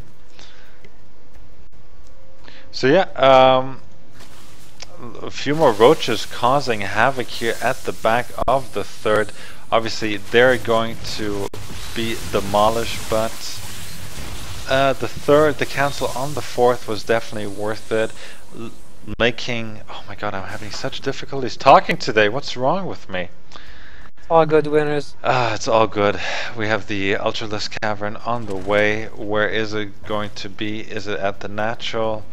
I don't Nope. remember ever seeing a ZVZ going this far. That's what you say every single time we cast one. When was the last time we saw Hive play? I mean, Ultralisk in a ZVZ. I don't even remember that. Nesty versus July. Back to reality, winners. Back to reality. Sorry. I'm talking about the SC2 MENA Cup. I have no idea. I have no idea. I mean, even with all the ZVZs last week, we never saw it reach this far. So no, we did not. But yeah, both players now maxed out, and well, they're just waiting, and the wait might be over here now. Ooh, nice splitting here by Bulletproof. That was clutch. Who's gonna get the fungals off first? Who has more infestors here? 3 more infestors for Nesquik, but a nice fungal here on all the infestors, and this is something which can turn the tide here. Oh man, this is terrible. Bulletproof loses all his infestors. But the concave is much better though for Bulletproof here than to Nesty, and he is Nesty. My god, Nesquik. Oh wow! Oh wow! Okay. Yeah, I mean, great catch by Nesquik. And I think he's actually going to clean this out, winners. Yeah, Bulletproof should be able to clean this out pretty easily. He had the better concave here. It's going to be close, though. I'm calling it Bulletproof. Oh, the burrow! Clutch burrow. Oh, there we go. Oh, he had to unburrow. But more roaches now streaming, about another 15 coming to the attack, and Bulletproof is, of course, forced to push back. But winners, that was a great catch by Nesquik. He caught all Bulletproof's infestors, and they were not able to be used in the engagement. Well, but of course, Nesquik is going to make a quick retreat here. And now look at the roaches run away. Nesquik is like, woo! Oh dear. Running away from Ultralisks, which are basically roaches, but with 10 times the mass. And look at this, they're playing Wing Around the Rosie. But now one Ultralisk is gonna trap all those roaches, and oh man, Nesquik is gonna lose all his roaches. His supply is plummeting. He's down to only 130 compared to Bulletproof's maxed army. He does wisely make use of that attack, though. Does take out Bulletproof's third, which is fourth. Which is actually fourth, sorry, which is definitely a good thing. Yeah, but okay, the main is mined out here for Bulletproof. Sorry, winners, he actually took out the third and the fourth. He did? Yes, the third is out, he's rebuilding, and the fourth is gone, so Nesquik actually did a lot more damage than we thought, but I don't think it'll make a difference with about 8 Ultralisks on the field here. Roaches, as good as they are, just can't do anything to this Ultra count, and with the roaches to back them up and a couple of infestors, Bulletproof's gonna take this attack. Oh, that was the ultimate troll here. Oh man, the stealth burrow here, he does have roaches with full health board for no apparent reason. Nesquik, of course, forced to GG after that great engagement. Too many Ultralisks, not enough defense by Nesquik, and Bulletproof takes the match and the series 2-0. Yeah, so my name is Winners, and with me is twdnewh, and just we casted a wonderful ZVZ there. It went above the 20-minute mark, and it was a great entertainment there. Certainly was, Winners. I'm really enjoying this week's cup. Seems like the cups are just getting better and better as we cast them every week. And right, with that match out of the way, I was very interested to see what the match outcomes of the other matches were. Just gonna have a quick look here. Well, nothing happened, nothing changed. No, nothing yet. So I guess the others are still playing their game. Bulletproof, of course, is going to be our first semi-finalist of the evening. We will be waiting on the other matches to see who will join him, who will be playing against him, and who will be joining him as well in the other leg of the semi-finals. And Winners, come on, let your spies loose. Let them find out what's happening in the other games. Well, Chiari should be playing Dan, but I have no idea why that is not happening. Maybe they're waiting for us. Mezian is playing Prodigy, very nice, and Ralphie is playing Wolfman. What is the other match that I was Dan looking? versus Chiari. Yeah, but And where's Prodigy? Dan? I do not know. Have they played their match? Have they finished their series? I really don't know because well, let me just ask him. Yeah.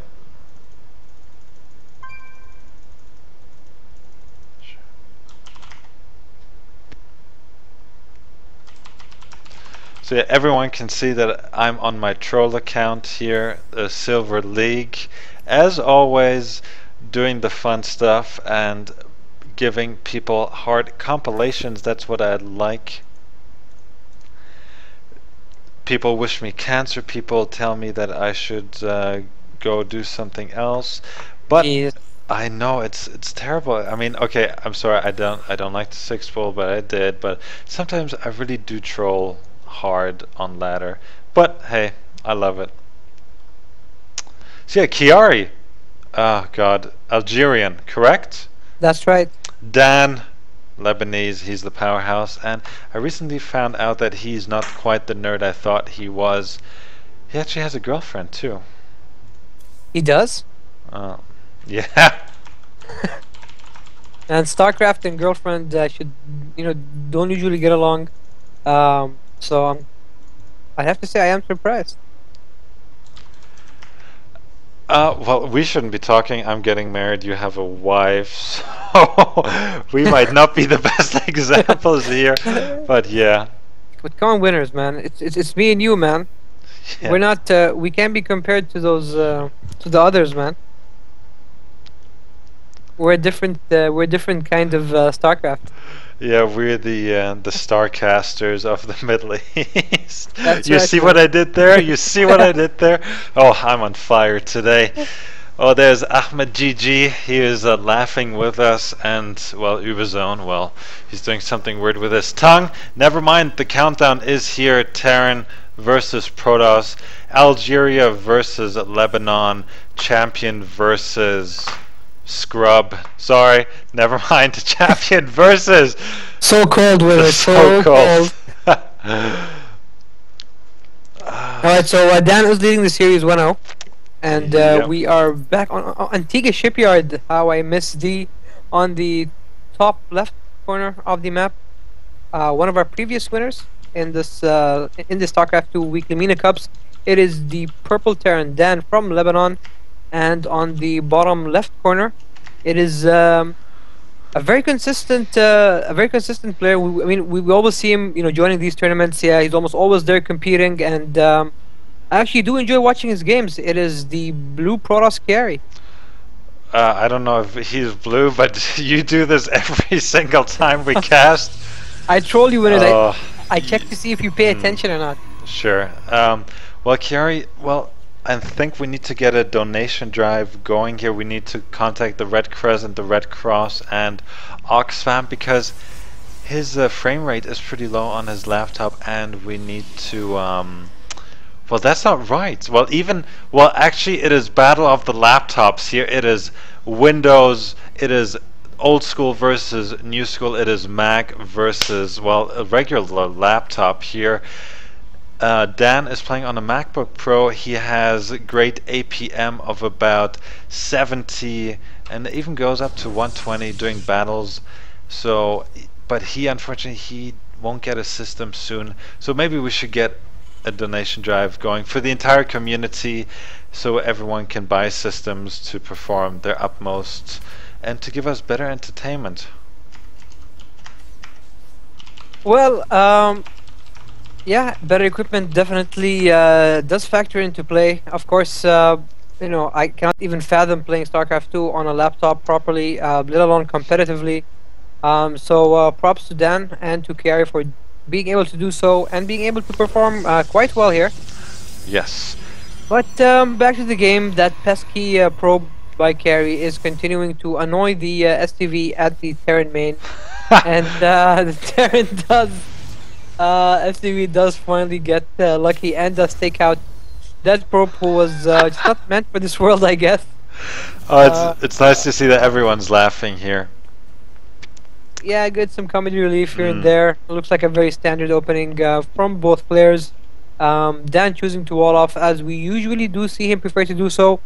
But look at this, winners. He is going for a factory now, so could we possibly see a 1-1-1 build? Well, the 1-1-1, well, it is just like fashion. It never finishes. People kind of make certain changes to it. You can mess around.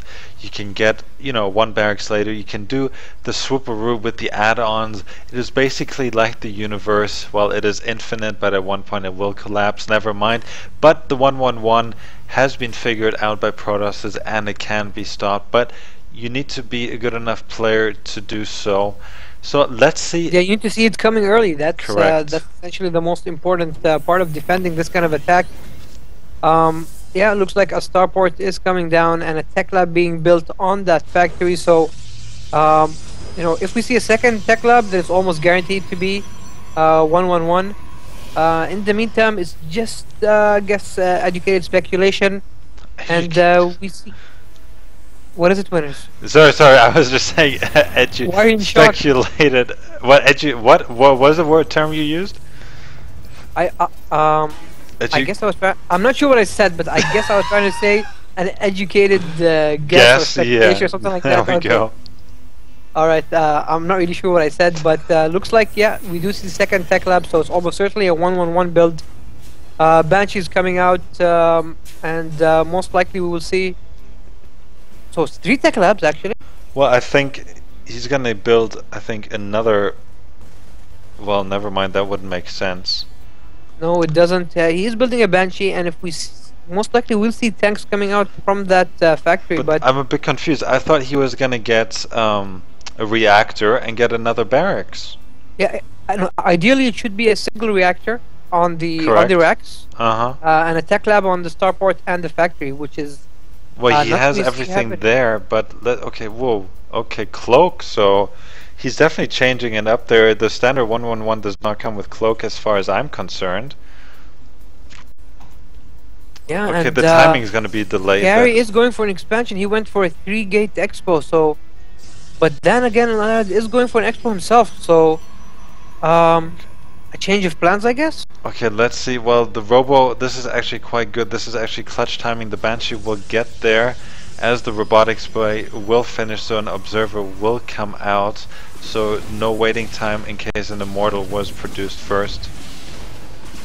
A very, very strange build from Dan. Felt like an all-in 1-1-1, but then he built the expo and kind of messed around with the add-ons for a bit. Okay, we see our first siege tanks on the way now, so is it a delayed 1-1-1? I mean, I'm not quite sure. Is it a 2-base 1-1-1? Could be as well. The cloak has finished. And now he's... Oh, no, but the observer is out already. He wanted to go for the sentries. I like that. Sentries are expensive, and the Banshee... Well, it took down 9 workers, and... Well, 9 workers That's is... way more than he should have, considering that he did have he did have a robo facility and observer out. But good job by Dan, and I think he will most certainly follow this up with a 2-base 1-1-1. Or maybe it was just... Maybe it was a different build order because... You know what, winners? Let's try and restart our chain of thought here, as Dan has definitely thrown a wrench in what we thought was a 1-1-1 build. Correct. He is now building a second Rex, so it might be just some kind of delayed timing where with tanks, banshees, and a few marines. Yeah, so both players are out-microing the observer, which is me here in this case. And, well, Dan has to be careful here, as he needs to retain these banshees for a greater purpose. I feel sorry for Chiari because he's a great player and unfortunately he is lagging.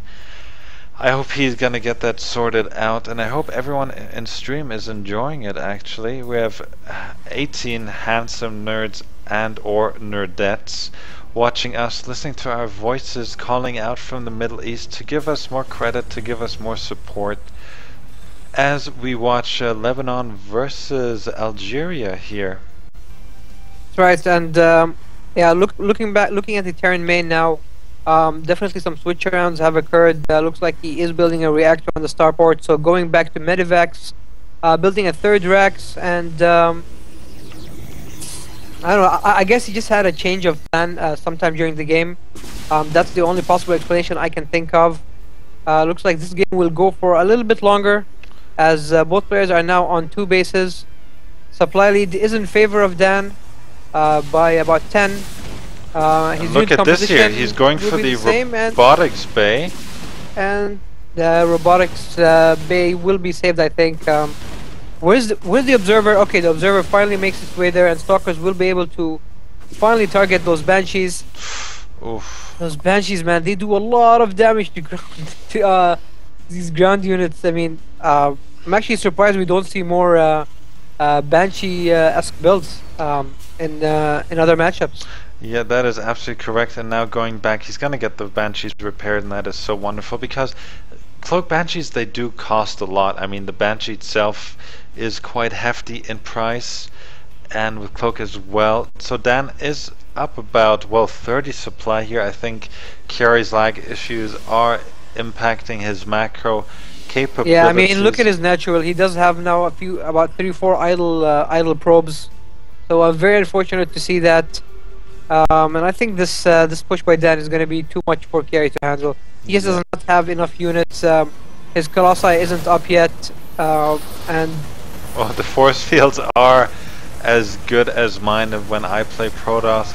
Chiari, unfortunately, he is, well, Protoss is his main, but I think this can be attributed to the lag issues that he's having. But nice force fields there, picking off a few units, but I just don't think that it is enough. The tanks should be leapfrog, they're a bit behind there. They should be sieging that natural and getting rid of it. More reinforcements dribbling in through the middle, but they're kind of taking a restroom break there near the Zellniger watchtower.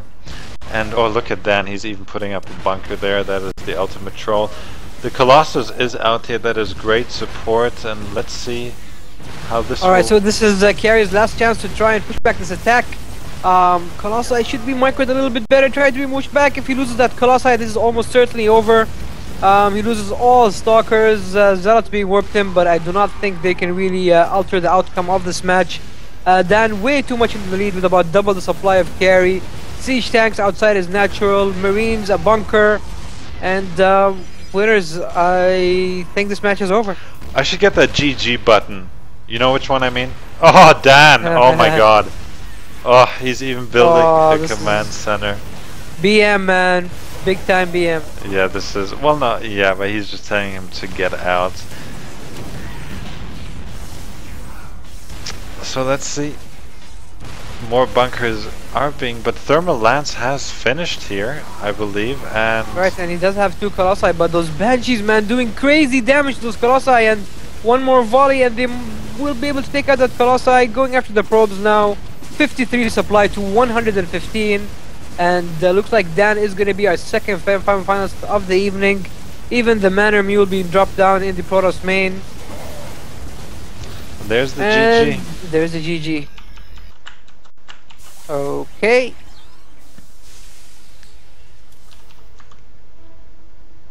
So do we have a name for that build? A 2-base delayed Well, we call 3 it the racks Lebanese 1-1 Banshee all in. Banshee switched into reactor starport build. I have no idea, but it worked for him, and he won the match, and he'll take it. So yes, my name is Winners. With me is twdnewh. Again, we're casting the SC2 MENA Cup. It is the 14th edition, and we have just determined our second finalist. Two Lebanese have made it into the semi-finals. I think Prodigy is still playing Van Mezian here, and Ralphie and Wolfman, not to be confused with Wolf at the GSL. That's right. Uh, That one is a caster. This one is a player, of course. Um, so I'm gonna take a quick look at the brackets. So now we just gotta wait here for a few minutes, I believe. Ralphie and Wolfman, these guys, I would love to cast one of their matches because it seems like each match is about 45 minutes long. Oh wow. Okay. Whenever they play, Wolfman, he is BTK Van Mezian's nephew. He's 12 years old and he has a nifty 1-base all in. I don't know too much about Ralphie though. I don't know. We did cast one of his games. I guess a couple of weeks back. He's okay. One of these He's up a and coming diamond, players. yeah. Yeah, he's okay. I mean, he showed some good games. A little rough on the edges, but overall he's okay. So yeah, we're just waiting on these two matches before we can really move on. Winners, with your permission, can we take a short break? Yes, so yes, the casters here are going to take a small break and maybe get some community feedback. How do you like the new logo? How do you like the new setup here? How do you like the new screen? Let us know, please. So, Winners is me, twdnewh's the other guy. We're the casting duo here in the UAE and the Middle East, North Africa. We shall be taking a 5-minute break. We're getting something to drink and then back in a few minutes. Will do. See you in a while, winners, and see you everyone else. Yep, stay tuned, guys.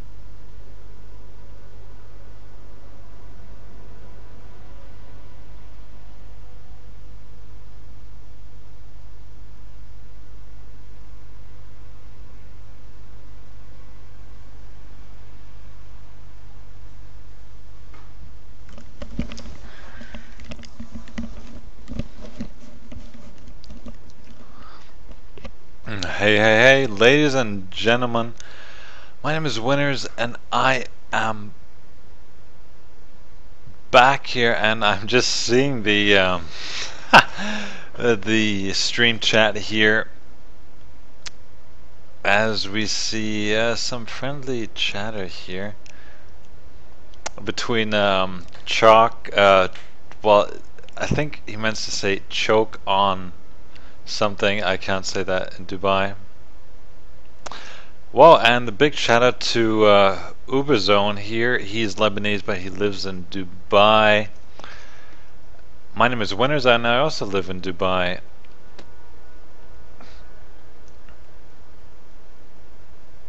And Z Voltage, welcome back, Z Voltage. It's been a while.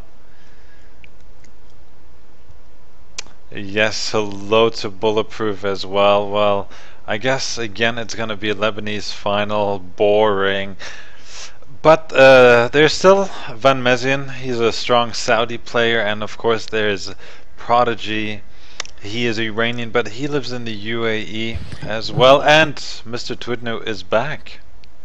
That's right, Winners. I'm back. Any updates on what is happening? No, but we do have a farmer here in chat. Okay.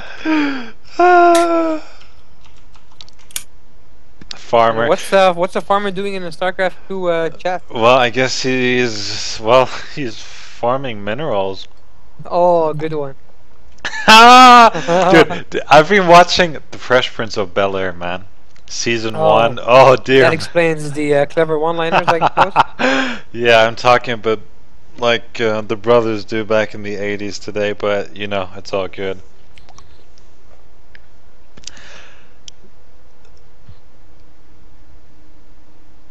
Yeah, Winners, you got me on Facebook. I added you around a week ago. Oh dear. No disrespect, Uberzone. There are a lot of people who add me on Facebook. But yes, thanks for being here. And well, yes, Ralphie did beat Wolfman, so good on him. Alright, so he is the second semi-finalist who will be facing off against Bulletproof for a spot in the grand finals. Yeah. So Winners, are you going to be picking up a Vita this week? Well, as some of you guys know, I'm actually going to Italy on Thursday, so maybe I'll be able to get in a medevac, pick it up, and then have a drudge, get a clutch drop back at the airport, and then fly with it to Italy. Though I think I'm gonna just wait until I'm you can back. take your Vita with you to Italy. Yeah, I know that, but I don't know if I'll be getting one on the 22nd. You know how things are the day before you travel. Be perfect timing. Oh, please.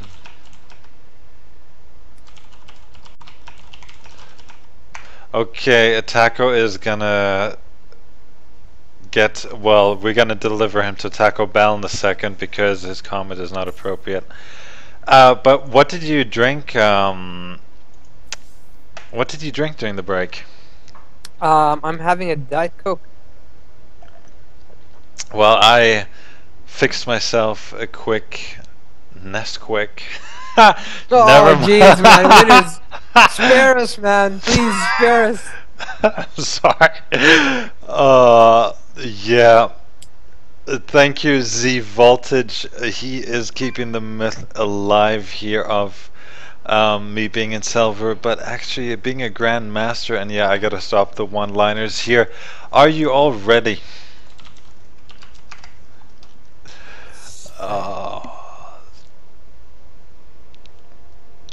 So are we gonna stick to this game, or are we gonna go for the Mezian Prodigy game? We're gonna do this one, man. Alright. And apparently Prodigy was winning. Yes, Prodigy is leading the series 1-0. They are going to game number 2. But in the meantime, our entire focus is on this ZVP. It is Ralphie the Protoss versus Bulletproof. the Zerg, and we are back on Shika's Plateau. So, on the top right corner, it is the pink Protoss Ralphie, and on the bottom left corner, the winner of quite a few MENA Cups, it is the green Zerg Bulletproof from Lebanon. That is right. Like the cedar tree of his country, he's playing in green. And Ralphie, well, he has the nice kind of pinkish, the girly color, but still very masculine in a way. If you say so, winners, looks like we have a very early scout heading out for, and looks like Ralphie is going to go for a Forge Fast Expand. No shocker there. This build is almost universally accepted by all Protoss players in this matchup. In the meantime, we remain to see if Bulletproof will go for a very brave hatch first, or he'll go for the standard pool first, or gas into pool, which we almost certainly do see in every single matchup, every single ZVP matchup. And winners, just some downtime here. Anything else you'd like to say before we get on with this game? Yeah, there's a 100% chance that there will be no cast next week because, like I said, I'm going to be in Italy, but the MENA Cup will take place, and once I am back in town, in the best country on earth, How long will you be gone for? 3 days. I'm leaving Thursday and I'll be back on Sunday. Alright, so I'll be just trolling can we the expect weekend. some nice updates on your Facebook page? Maybe some nice pictures of Milan? Actually, I think I'm gonna disconnect for a couple of days. You know, there I mean, comes when you get back, I don't expect updates when you're there. Okay, you don't want like a live Twitter feed and such. Okay. Nah, man, screw that. Enjoy your vacation. Okay.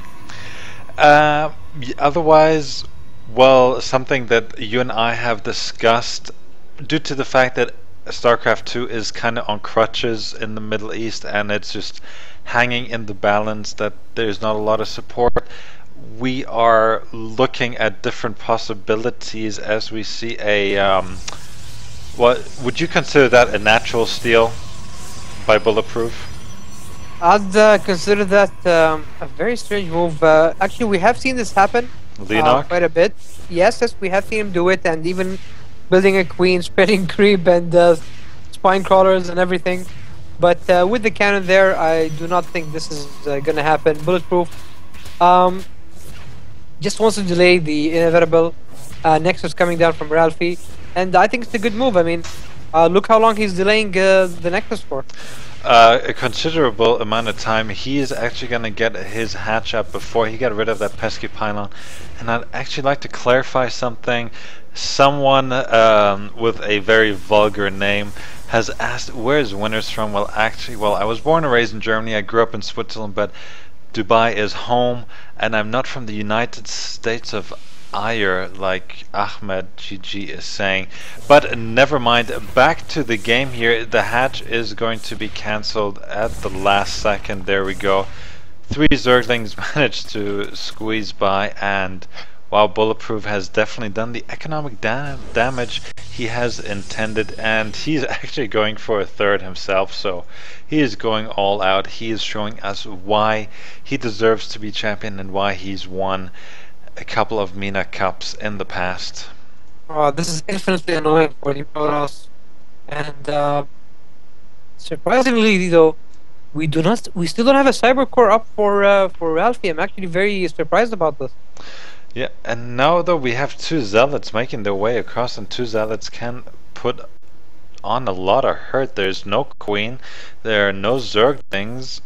Roach Warren is in production, but only drones to be killed here, and first drone goes down. Will he get a second? No, going for the Nexus, going for the hatchery now. Of course, I do not think that Ralphie has any idea that a third is going down for Bulletproof, but he is sending 2 more zealots, so he does want to keep the pressure up as his Nexus is about 70% complete. He is finally building that cyber core, of course, which is very necessary, as without it you cannot research the infinitely important warp gate ability. And Where's this Zealot stack is actually doing a lot of damage. He might take down the queen. He just misses it. And he should split the zealots up here.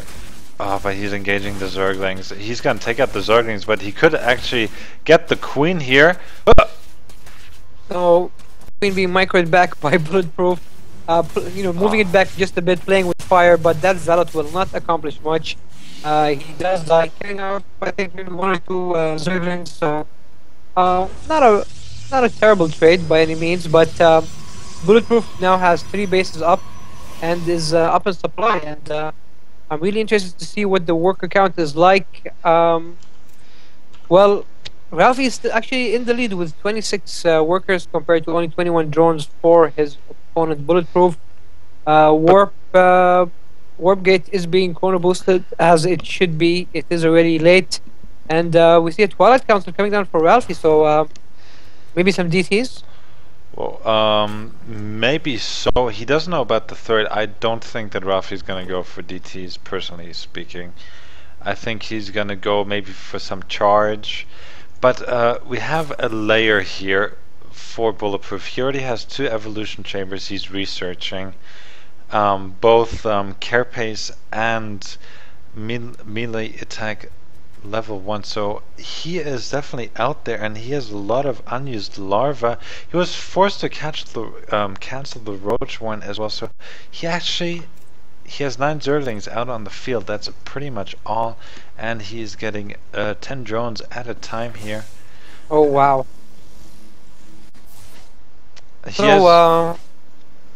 Yes, as you were saying? Yeah, he's revealed the layer here to Ralphie by moving in the Overseer, something I don't like to do it. I don't like it that people do that so quickly, but okay, never mind. It's not a fast layer, but I don't think that Ralphie expected a layer the way the match has started. Let's take it from there. Preemptive spore crawlers going up, so DTs might be in the way, and DTs are actually what it is going to be here. Very unexpected. I didn't expect, well, too many expects in that one, but I didn't see DTs coming here for Ralphie, but unfortunately they're going to be shut down. He should cancel because right, twdnewh was right. I did call the DT. I actually felt it when Ralphie was trying to move his probe to that pylon on the right side of his base to build the DT, but then noticed the Overseer was heading that direction, so he actually stopped it for a second. But yeah, Bulletproof definitely smells something fishy going on, and has built spore crawlers to defend this. And I think Ralphie's heavy DT investment will actually not pay off at all. Yeah, Bulletproof could do a bit better on his creep spread. This is no ZVZ. This is a ZVP. Zergs use their dynamic speed advantage. You can go for quick little run-bys, and of course you can see your enemy coming a mile away with with creep. So speed is gonna finish at the 12-minute mark, a bit delayed, but that was to be expected. He got 3 bases early on, well, 1 base you start off with and 2 extra. But look at this, winners. The Dark Templars, 4 of them are out on the field. I do assume that Bulletproof does know it's coming, as he did have a changeling, which is still there actually at the Boros Natural, who did see everything coming. Yeah,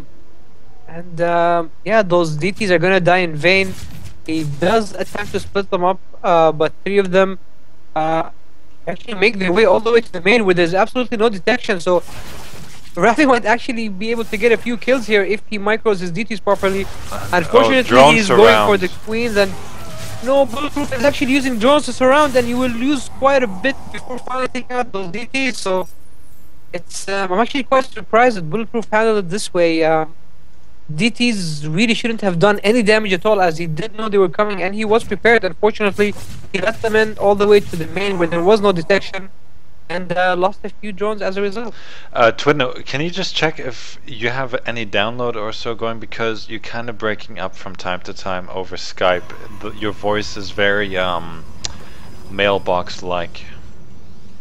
Mailbox-like, okay, I'll see what I can do about that. Nope, no downloads going on in the background. Okay. Might just be a little hiccup with Skype. Maybe. So yeah, Bulletproof, he's up 30 supply. He did lose quite a few drones there, but nothing that he can't handle. And I'm expecting a fourth from him very soon. He's switched into mutas, the Spire has gone up, and he's gonna do some harassing as Ralphie is now moving out with his force. That's right. Ralphie with only a one upgrades at the moment, 1 level attack. He is heading straight to that third, so question is, does Bulletproof see it coming? But mutas now make their way towards Ralphie's potential third, but a good weapon here of Stalkers does push the mutas back. Unfortunately, he moved his entire army back as well to defend this. I would have loved him to maybe try and defend it with the weapon at the third and continue with his attack toward Bulletproof's third, who has very surprisingly not taken a fourth yet.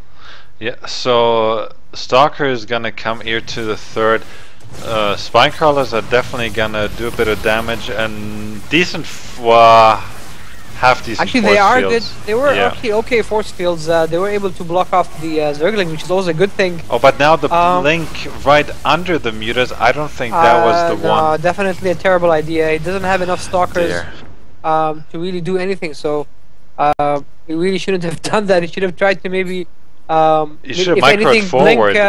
Should have, if anything, tried to blink towards the mineral line and maybe kill off a few drones before losing this entire force. And now he's about half the supply, winners.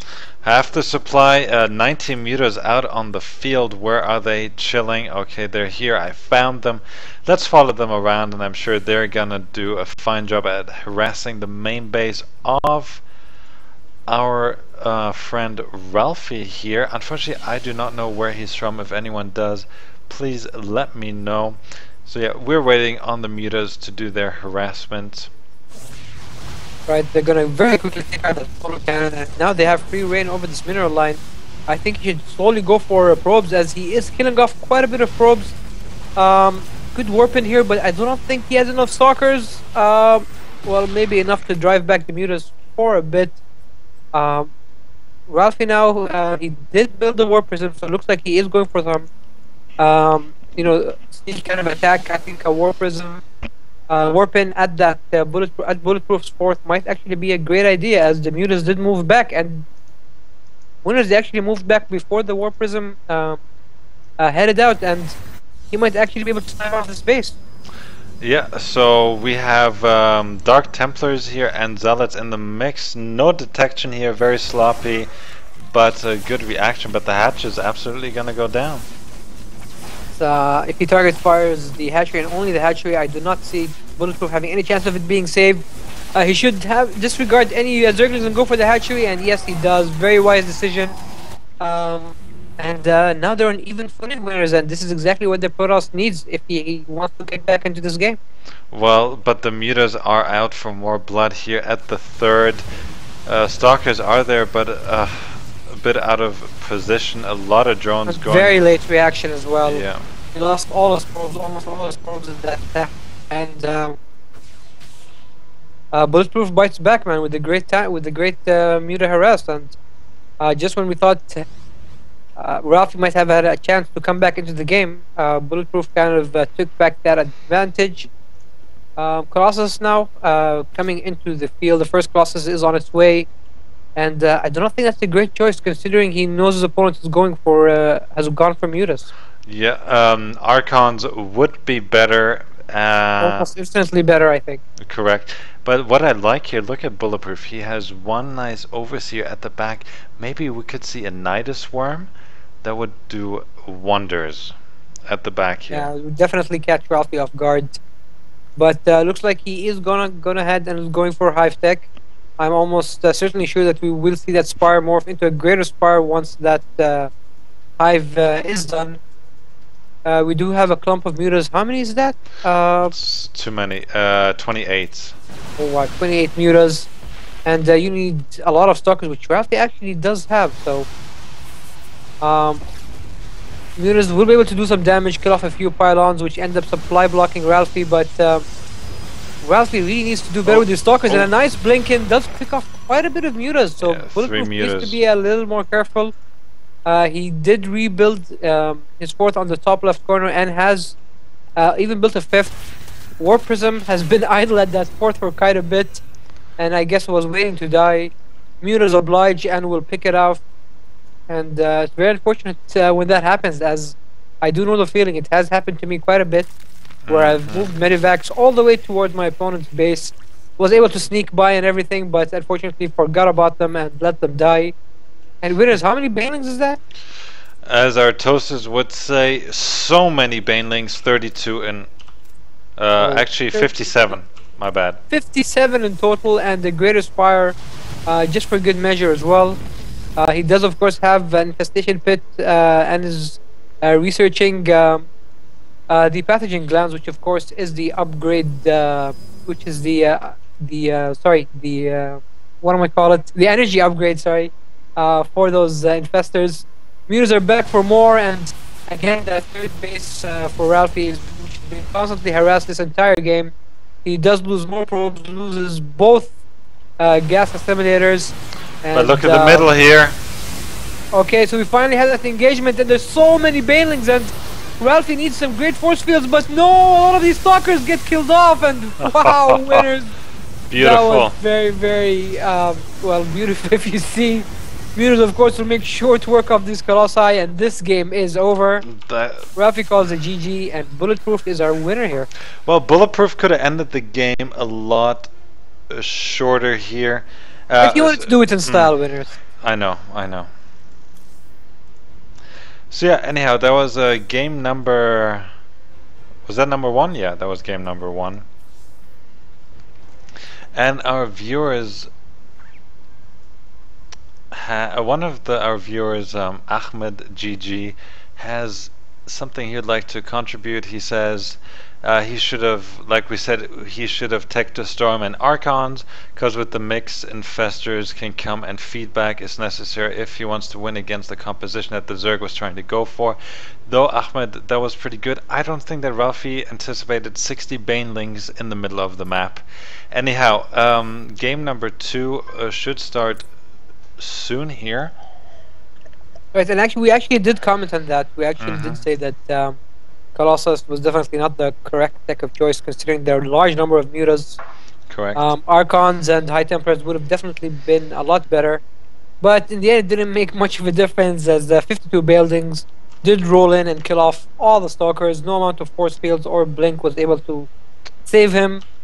And Bulletproof, man, he's flexing his Zerg muscles and showing us why he is a previous winner here. Yep, so I have just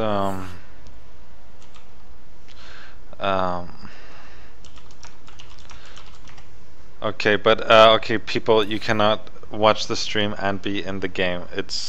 We've had it in the past. It's just gonna lag everything up. So winners, it looks like Van Mesian took out Prodigy.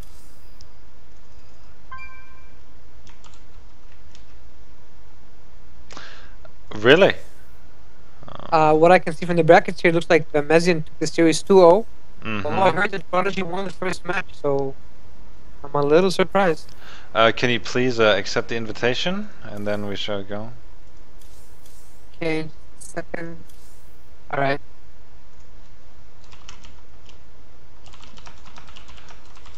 So yeah, Ralphie is gonna switch it up, and he wants to well, he thinks the ZVZ is better. No, I know, Uberzone, the trouble is not everyone might have that connection, and just as a general rule, we don't want people flooding the game lobby and to spec. So please do understand, I'm not gonna allow this from happening. The stream is good enough. I know sometimes the observing is a bit off, but it is still calls for great entertainment here. It's not for me or because I want to be hard. It is simply for the players, that they can play the game they're meant to play. And if someone lags out or somebody has chronicle problems, it does impact the game. But yes, now we're here. It certainly does, winners, and here we are back.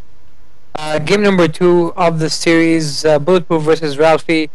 On the top right corner, we do have our winner from the first game, Bulletproof, spawning as the green Zerg, And on the bottom left corner, it is Ralphie this time spawning as a Zerg in the pink jersey. So I guess Ralphie is not comfortable with his PVZ and decided to change things up with the ZVZ. And I actually think that he will go for something drastic here, like something crazy.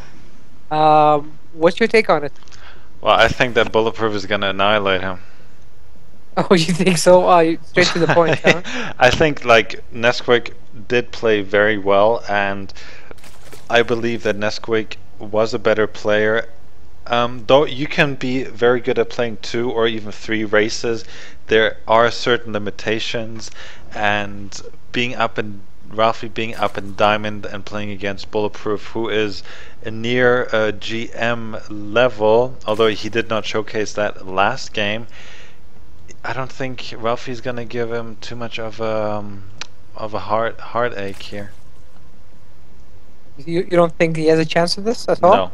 No, I don't think so. I might be wrong, so you guys can point and laugh after the match has concluded, but I stand for what I say, and that's how I feel about it. So Ralphie, he's going for that earlier pull, but it was spotted by Bulletproof, who's getting his pull in return as well. He got his early gas, which is very fashionable whenever he plays. He likes getting that speed up and out as fast as possible. So good on him. That's right.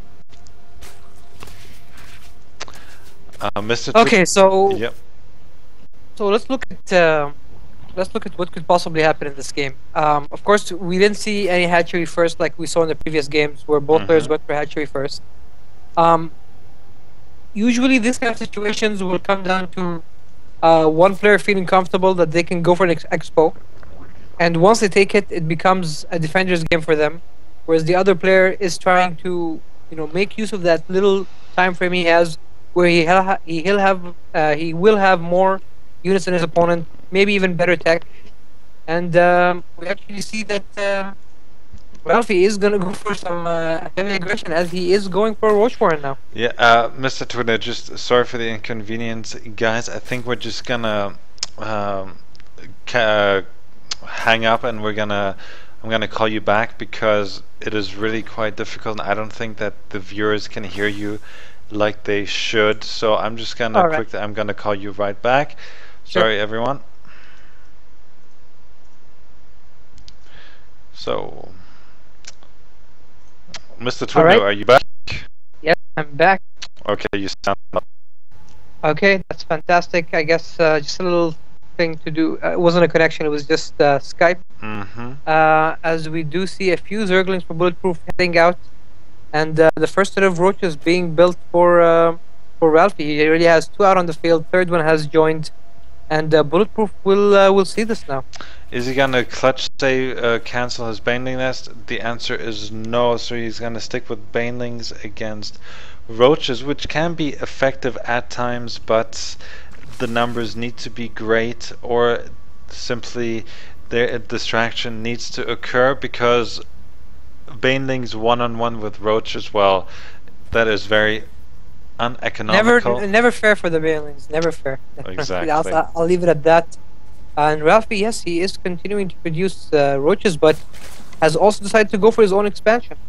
So yeah, and also just another thing to point out, if there are a high number of Zerglings against, let's say, 7 or 8 roaches, it doesn't matter, the roaches will eventually die, especially if the Zerglings are speed Zerglings. That's right, the roaches will never be able to do much on their own. The ideal composition would be roaches, Zerglings, and even Banelings to try and counter your opponent's Zerglings. But still no Roach Warren for Bulletproof. Looks like he's comfortable just joining up now and trying to start mining from his second base, while poking here and just keeping the Zerg Ralph busy. That's absolutely right. Only 1 gas still for Ralphie, as he has forced a bit of an engagement here. Bulletproof losing about 4 Zerglings, but he has another 24 out on the field, and he's kind of hiding him back on that side. But now let's see what is going to happen here, as both players have a high number of lings here, but Ralphie will win because the roaches will just make the difference here. That's right. I'm really surprised Bulletproof hasn't gone for his own roach warren wet. I mean, ideally, when you see your opponent with roaches, you should. I mean, the first thing you do is try to get your own roach warren, but looks like he is still comfortable with just speedlings and well, he's building a few banelings now. Yes. But now here come Ralphie's, and well, Ralphie actually he has a formidable number. 2 spine just crawlers. Waiting for those roaches, and only 5 roaches actually. That's not really enough. 2 spine crawlers, of course, up, and a couple of banelings for Bulletproof. Yeah. So Ralphie should not engage. Nah, he's not getting through there. And Bulletproof actually is the brave one going for the engagement. And nice does get surround on the roaches. And, the bailing hits on the Zerglings, and wow. Yeah, Ralphie's gonna be very easily cleaned out here. Great round by Bulletproof. That's what I talked about here. Roaches in low numbers are no match for Zerglings in high numbers, and well, Ralphie, I do not know why he's getting a gas now, as he knows a counter attack is coming. He should pool his resources and just fend as best as he can, because his natural is in grave danger. Certainly is. I really actually think that with a few more Zerglings, he actually could have been pushed all the way in and tried and taken out that hatchery. But he decided not to invest too much into this counterattack. He is taking up to lair now. Ralphie is doing the same. And let's see what tech both players decide to go for. Well, Hive Tech, dear God, lair coming up here for Bulletproof. He is in a commanding position. He's got so much swag. He's getting 12 drones at a time. 12 drones, but Ralphie is no slouch either. He is getting 7 drones himself, as well as the Spire winners. Well, he's only down about 11 drones, which is quite big, and the Spire, well, can he support? What do you think of that choice? It's a desperate measure, but he needs to make something happen. Bulletproof is in turn getting his Spire as well, though he is going to be a bit behind. I don't know if it's going to work. I don't know how Ralphie is going to utilize the mutas, if he's going to harass or use them in conjunction with the roaches, but I like the fact that he is trying to make something happen, that he's not trying to play out a normal game, because he would lose it from there. Certainly would. We do have an overseer now making its way over Ralphie's base. A changeling here did scout the Spire, I believe. So yes, Bulletproof definitely knows that it will be Spire versus Spire play. And Ralphie's building a grand total of 1 Mutalisk winners. Yeah, maybe he doesn't. Does he have larvae? Yeah, he has enough larvae, but he's also getting roaches. Well, roaches and mutas together are quite gas intensive. Right, he is getting 4 more now. But 5 mutas is still not the number you need to really be able to do much, especially when your opponent is starting with 9. Yes. And he's getting his 3rd here. It is about 60% done. Good on Bulletproof. Though he has lost his supply lead, that's because he invested in a 3rd, and he got a few additional spine crawlers at the front. He is in a commanding position, and he's even getting 5 spore crawlers here and investing into Zerg flyer attacks. So if there would be a muta engagement, he would be the one winning it. Right, both players with 9 mutas each, so you know, with the same numbers, the upgrade advantage, you definitely go to Bulletproof, as he's actually building 3 more, Ralphie with 1 more, but Ralphie has seen Bulletproof's 3rd, so I wouldn't be surprised to see him try and take a 3rd of his own, as he knows if Bulletproof maintains that the base advantage, he will almost certainly take this game. And absolutely correct. And Bulletproof, wow, he's playing very defensive today, getting 4 more spine relocating his spine crawlers from the natural to the third, but they're gonna be way too late, and wow, Bullet might actually lose this. Oh, I'd love to see Ralphie maybe try and micro his mutas a little bit better. He is doing a good job though, and now it's Now they're all muta clumped up violence though. The roaches can target fire the hatchery. I think that would have been a better choice rather than wasting time with those spores. And Bulletproof, he's not even trying to defend winners. He's not sending his Zerglings to try and defend. It looks like he gave up hope on this third. And But he's gonna save it nonetheless. That spine crawler at the back has 2 kills, and that was very clutch. The hatchery survives on just under 400 HP.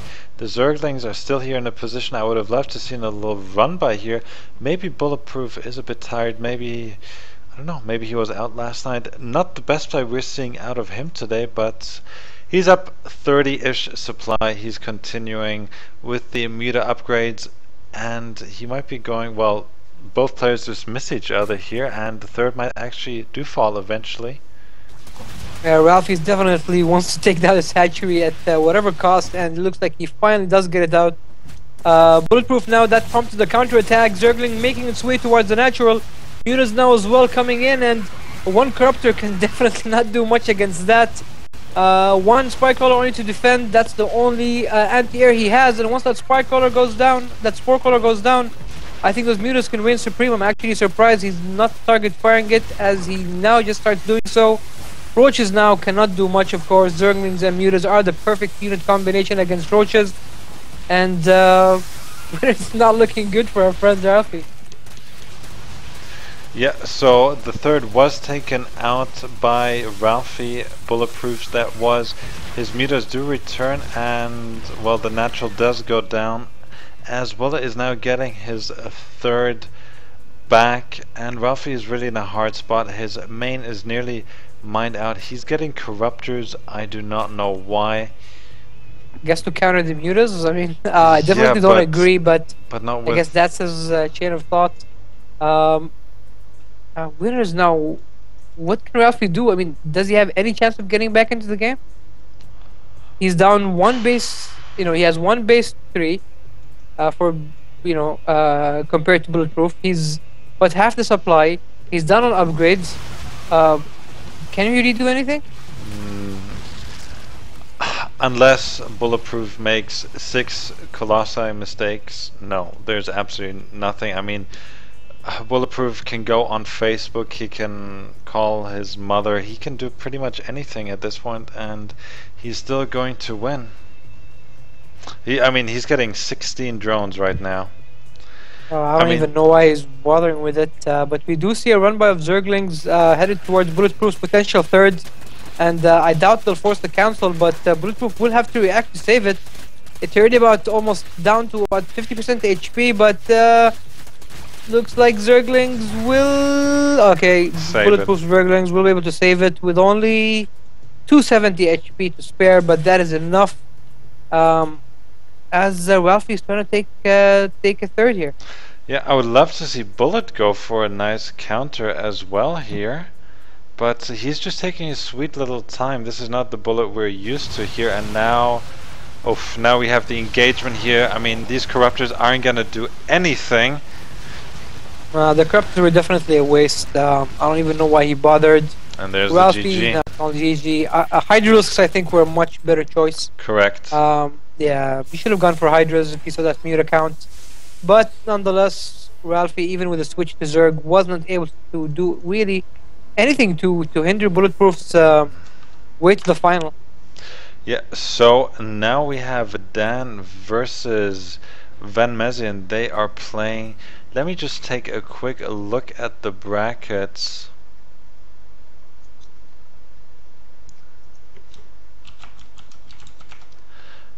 What do the brackets say? They say that well, Bullet makes it to the final yet again, and we are now waiting on Dan Cake and Van Mezian. Alright. Do we have any updates on what the scores are? Unfortunately not. But I think it's definitely gone to game number 2 here. Okay.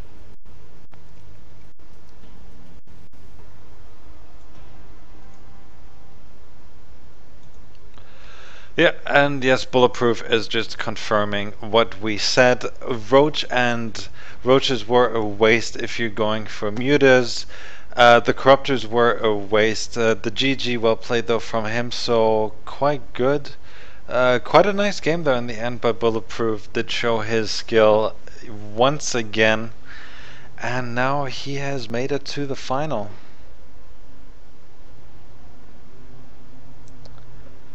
Okay, so now we're just gonna waiting on the other game. Yeah. All right. So yeah, so we're gonna use this time for a bit of downtime to advertise a few things. Go ahead. So, we have a Facebook page, SC2 MENA.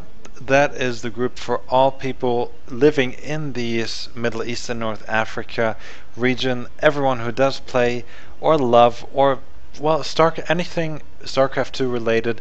If that's the place you want to be, that's the place you should be. We interact there. We post news. We post tournaments, and now I get the invite for Dan and Van Mezian, TVT, the Shattered Temple. I do not know what the score is, but nonetheless, this is going to be another great game. Yeah, as I was saying, join us on SC2 MENA. That's just SC2 MENA, 2 words. You will find us. I'm Winners. With me is twdnewh. We're also on Twitter. The Twitter handle's SC2 MENA as well. twdnewh, he's got his own personal account. And that is pretty much it. We try to support and grow esports here in the region with Gaming for 20, and we're also working with a Lebanese company. Would you mind mentioning their name before I butcher it to pieces? All right. It's أتحداك. Very good. Yeah, can you tell our viewers what the site is about exactly? It is a portal for esports and events. They host Battlefield 3 competitions on console as well as PC. It is a regional as well as international gaming news site, and they are quite large and actually well known across Lebanon and the Middle East. But like I said, we're working with them to grow StarCraft 2, which has taken a lot of blows in the past few months, unfortunately, and I've been doing my fair share to raise the hopes and spirits of people dedicated and putting in a lot of hard work to receive the recognition that they sure deserve. Mr. twdnewh, would you like to get back into StarCraft 2 and accept the invite, please? Will do, Winners. Thank you.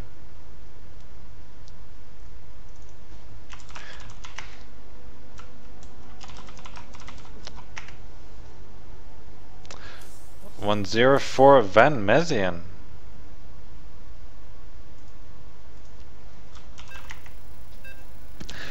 Well, Ralphie,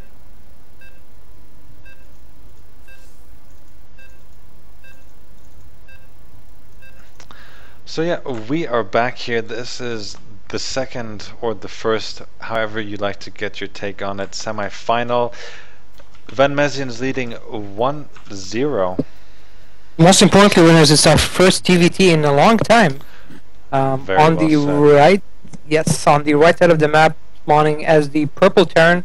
It is the loser of the first game, but winner of a previous cup. It is Dan. And on the left side of the map, winner of our first game, representing Team BTK from Saudi Arabia.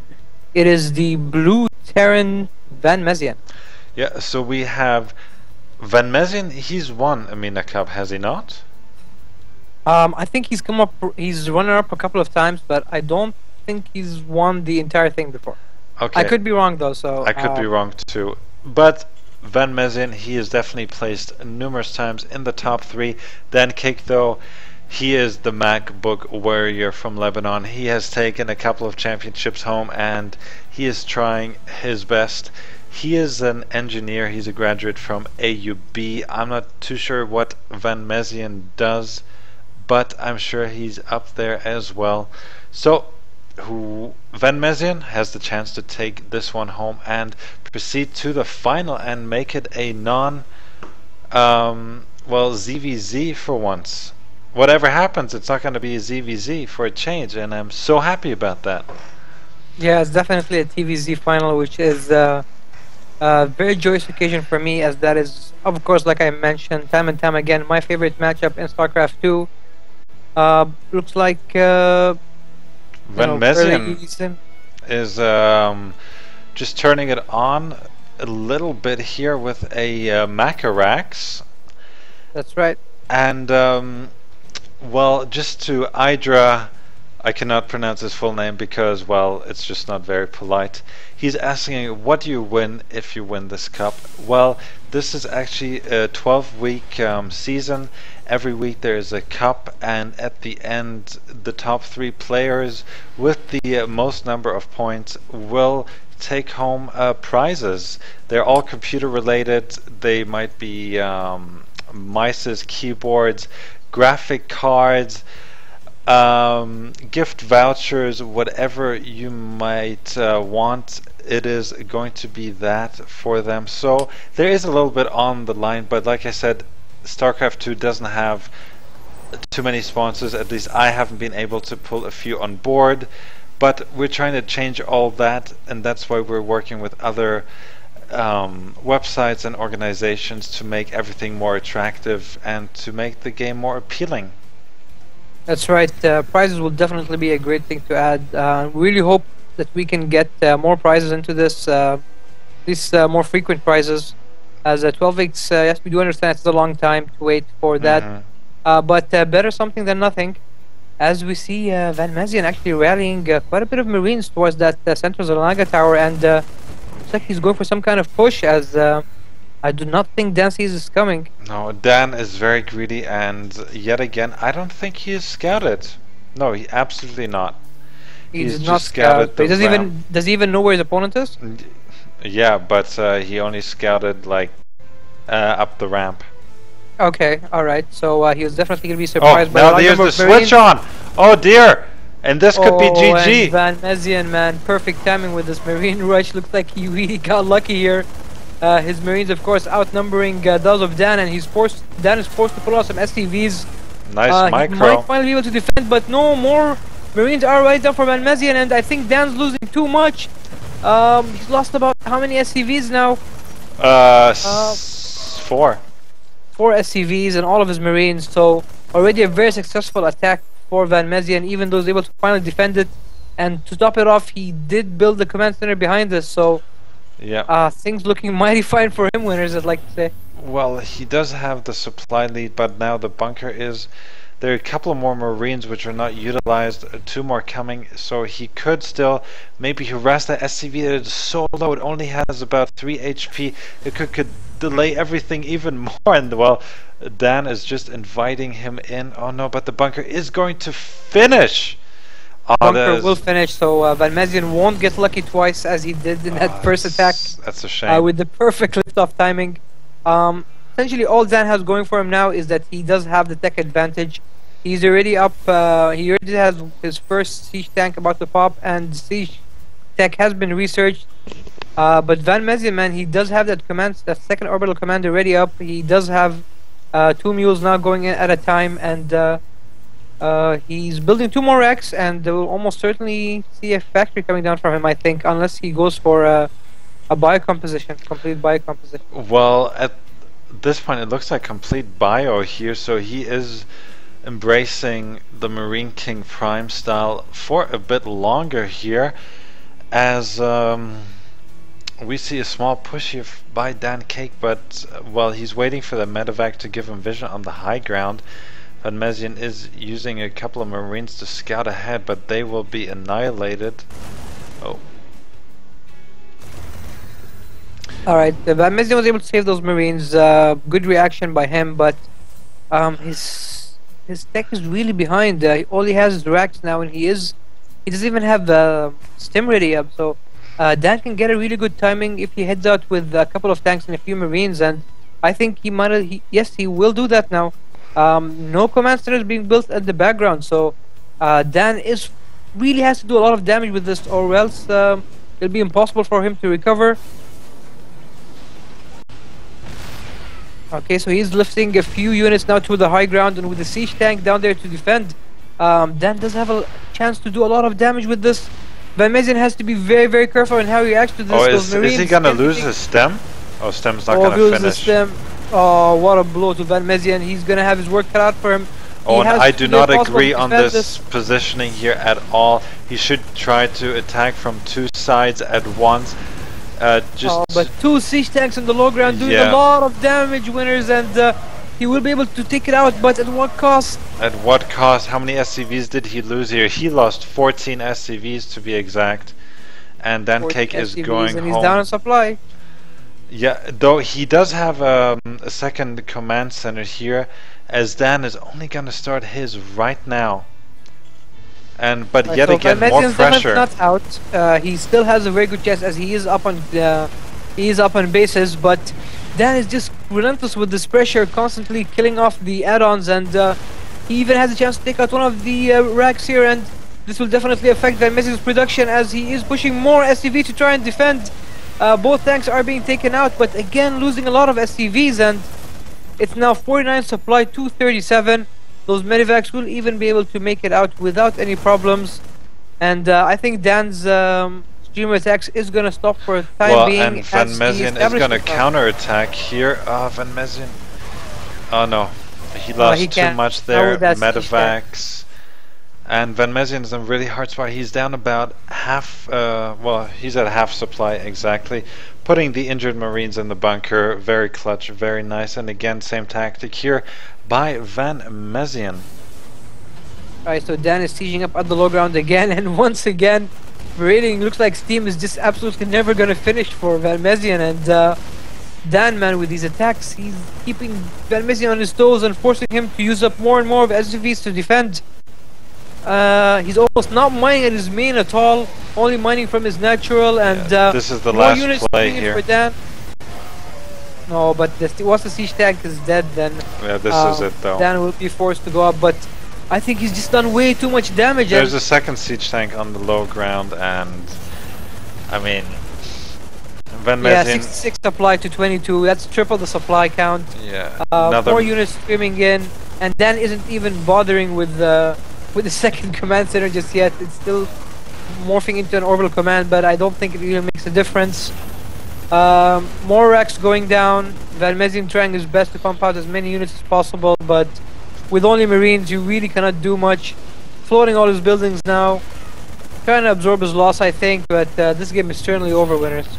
This game was over quite long ago, but at first I thought Van Mezian had it there at the very beginning. It certainly looked like it, but Dan, with a very, very technical and very well-timed counter-attack with siege tanks, he knew that his tech advantage was there, and he just made use of it, and now the second command center on the low ground is going to be under siege. No amount of Marines is going to be able to save this. Dan is just constantly streaming units, more Marines, more tanks, more everything. And I really don't I don't know why Van Mezian is still in the game, to be honest. Well, let's look at Dan. Dan has moved down his command center. Like you said, more medevacs, more tanks, more everything streaming across the map, and this is really here the last stand. There is a bunker there, and oh, Dan! He's dancing his Marines! BM, man, you shouldn't do that, especially when you're down 1-0. That bunker does go down, and Dan, man, he just has all these medevacs, and Van Mezian really can't do much.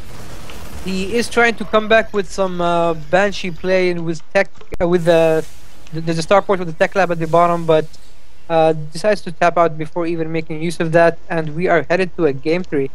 Wow.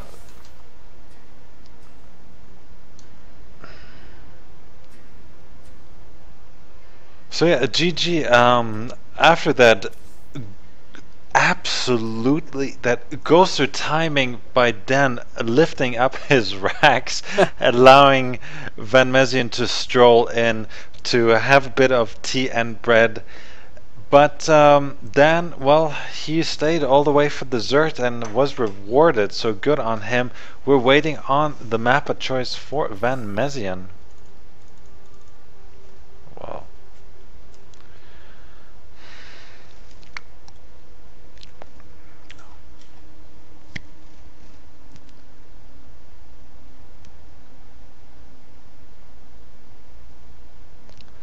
So yeah, my name is Winners. With me is twdnewh. We're going to game number 3 of the second semi-final of the SC2 SC2 MENA Cup number 14.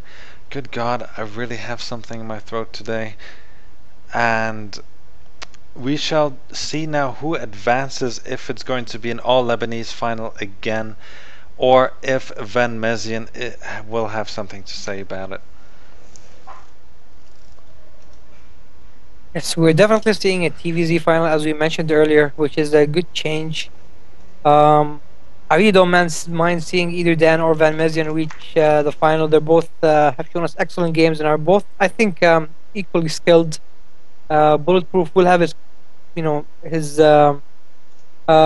definitely have his work cut out for him in that final, regardless of who ends up being there. And have we decided on a map yet?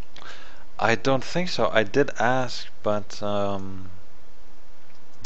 nothing so far.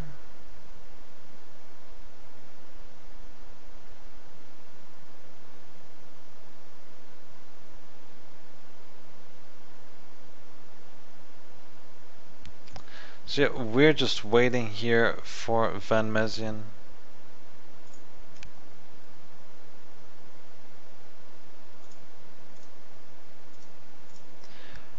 Ah, what a day it's been. It's 9:30, 6 UAE time, and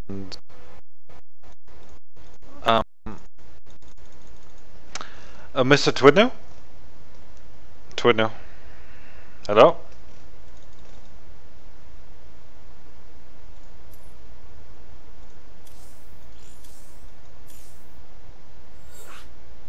So Mr. twdnewh has left me for a second here, but I'm sure he is going to be back. I'm back, Winners. Ah, you're back. So yeah, Faster than a stalker's blink. So it looks like our third map of this matchup is going to be Taldir Maltur, one of my favorites. So, good on them. so yeah, so we are ready, and the countdown has started here. So everything is moving along fairly swiftly here. That's right. A little slower than our previous cups, but not too bad considering we had more players this time around and more rounds, more matches, of course. In the bottom right corner, our winner from the first game, loser from the second, from Team BTK in Saudi Arabia, it is the pink Terran Van Mezian, and his opponent on the top left corner, hailing from Lebanon as the purple Terran, it is Dan, the winner from the last game and loser of the first. And the winners, I'm going to give the mic to you, as you are a big fan of this matchup. What do you hope to see this time around? Well, as Dan Cake already pointed out, this is a big map, and you're sure to see some drop plays. What I'd love to see is a few Hellion run-bys, a bit of drop play, a little bit of harass, and big fat siege lines as well. Maybe even battle cruisers and sky terrans and everything that goes with it. I want to see a 50-minute game right now. I want every base to be taken, and I just want this to be the best match that we'll ever cast. Okay then, I guess that is that. Of course, to be honest, I'm also hoping for a nice, long, drawn-out game. I'm not generally a big fan of mirror matches and not PvT, but I do love seeing those Viking wars with the very long siege tank lines, and eventually transitioning into battle cruisers and Sky Terran. In the meantime, looks like both players are choosing to wall off at the front. Almost identical builds except for Van Mezian. Oh, wait. You know what we have not talked about yet today? It is the infamous Van Mezian one base all in. Well, he did go for a very early gas winner, so He went for the 13 gas, and he's got such nerves of steel. He doesn't even get a marine out. He just went straight for... Wait, tech lab. Never mind. It is not the one I was thinking about. This is going to be a Reaper expand here. My bad. I was looking for the reactor. Oh dear. Never mind. That was a bit even of... the reactor would ideally come after the factory. So this is definitely not the famous, world famous 111 Van Mezien Terran killer build. In the meantime, Dan does have 2 Marines up now, denying the scout coming in from Van Mezien, and it looks like it's a 1 Rex expand from him. Gasless, of course, so far, and almost kind of similar builds. Dan will have his command center slightly earlier, but Van Mezien does have that Reaper, so he might be able to get in there, maybe do some damage, pick off a few SCVs. We'll wait and see what he can do, because right now the Reaper is idle at one of the Naga towers. Well, I think he's gonna wait for his Reaper friend here, as another one is in production. Are we gonna get a third?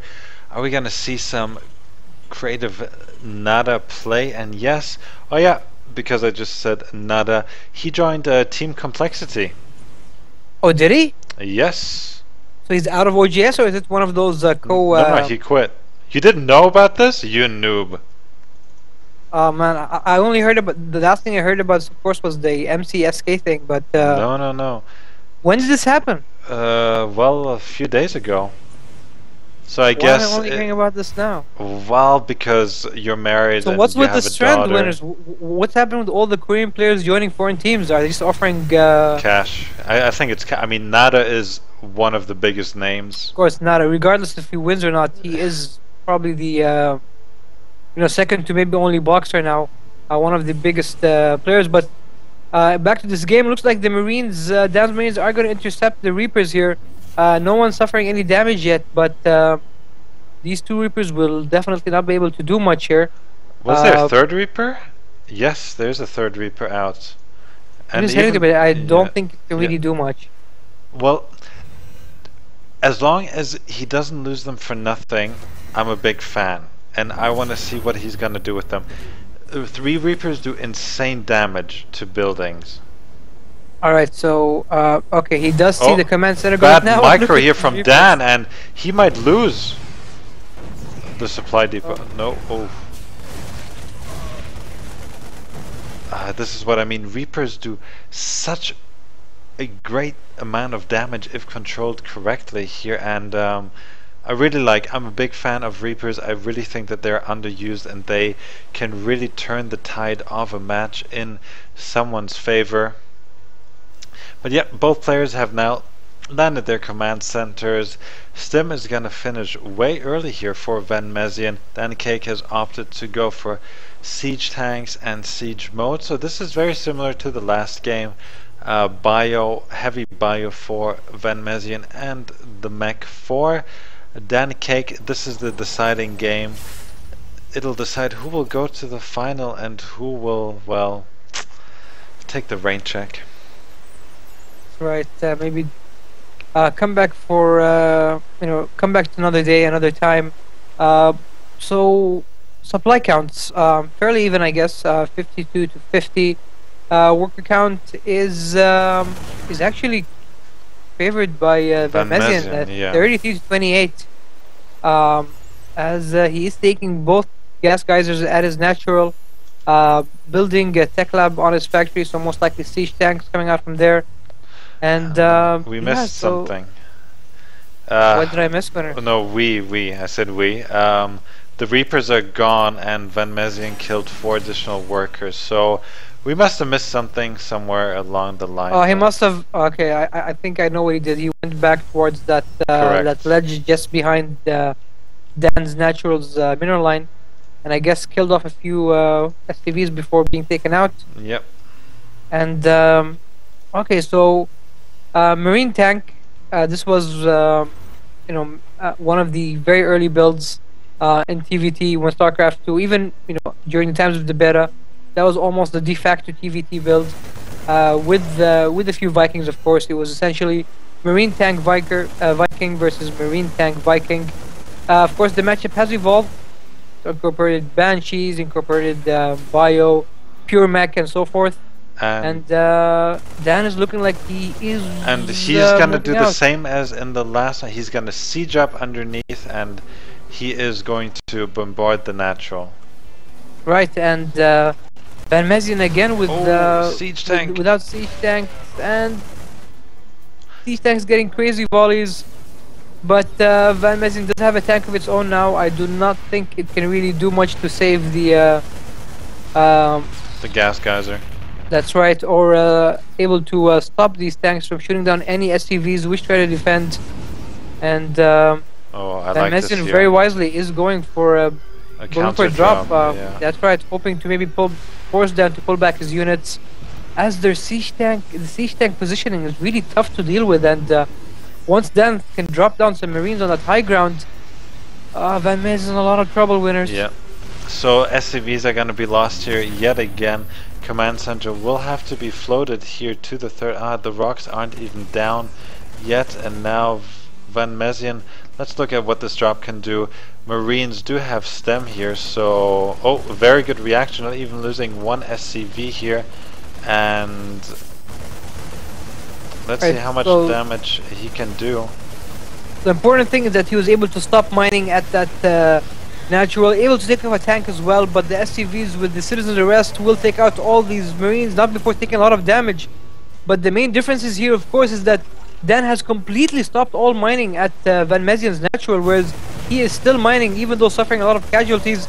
He is still mining there, and that's what's going to make the difference in the end, I think. But man, this Van Mezian drop Van Mezian is doing so much damage. That one medevac is so clutch. It is beyond control here. And Dancake is down 30 supply, and here's the engagement here. The siege up a bit late here, and now look at this very nice play here by Van Mezian. And oh my god, these Marines, are you kidding me? Are you kidding me? Winners that have taken out almost SCVs, all the SCVs going for orbital command. This drop, winners, is doing way too much damage, and 41 kills. Dan now is moving all his Marines towards Van Mezian's structures, and if he's able to stand there at the buildings and stop out and kill off any units which come out, this can be devastating for him. Siege tank now will be taken out, and he can also go for the SCVs at the main, and but with no medevac there, here. This will be cleaned Van out. Mezian. But okay, he's taken out 2 tanks here. I like that a lot. Supply is in Van Mezian's favor here, and about double the supply actually. I know. Oh, did I tell you how many kills the Marines had between them? Oh, tell me. 41. Oh, jeez, and that's possibly mostly in SCVs even. Yeah, also. So Dan is. Yeah, Van Mezian has killed 34 workers. We thought that Dan's positioning was just going to be too much for Van Mezian to handle, but that single drop was able to single-handedly, turn the tide in this, and now Van Mezian is the one with the lead, and I don't want him to go across the map. I don't. I do not think you have, as he does now have his third mining. He's got his second back, his natural back, and we might look at here in the middle. Both players meet in the middle, and I'm actually surprised that Van Mezian chose not to try and repair those tanks. He has one tank on virtually no HP, only 5 HP, and this might... Dan's actually just giving it into siege tanks! Why is he doing that? And Van Mezian gets a few free volleys, and although the supply deficit has kind of reduced a bit, it's 20 supply or 20 plus supply is still quite a bit. Yeah, absolutely here, and Van Mezian, he's changing it up, and he's looking for another drop here. The income is about 500 to 600 minerals per minute in his favor, so good on him, and he is moving across the map. He, from my point of view, he should get those siege tanks back home safely. He's gonna lose them eventually, and well, to say siege tanks can make a difference, but not if they're out in the middle of the map, pretty much defenseless.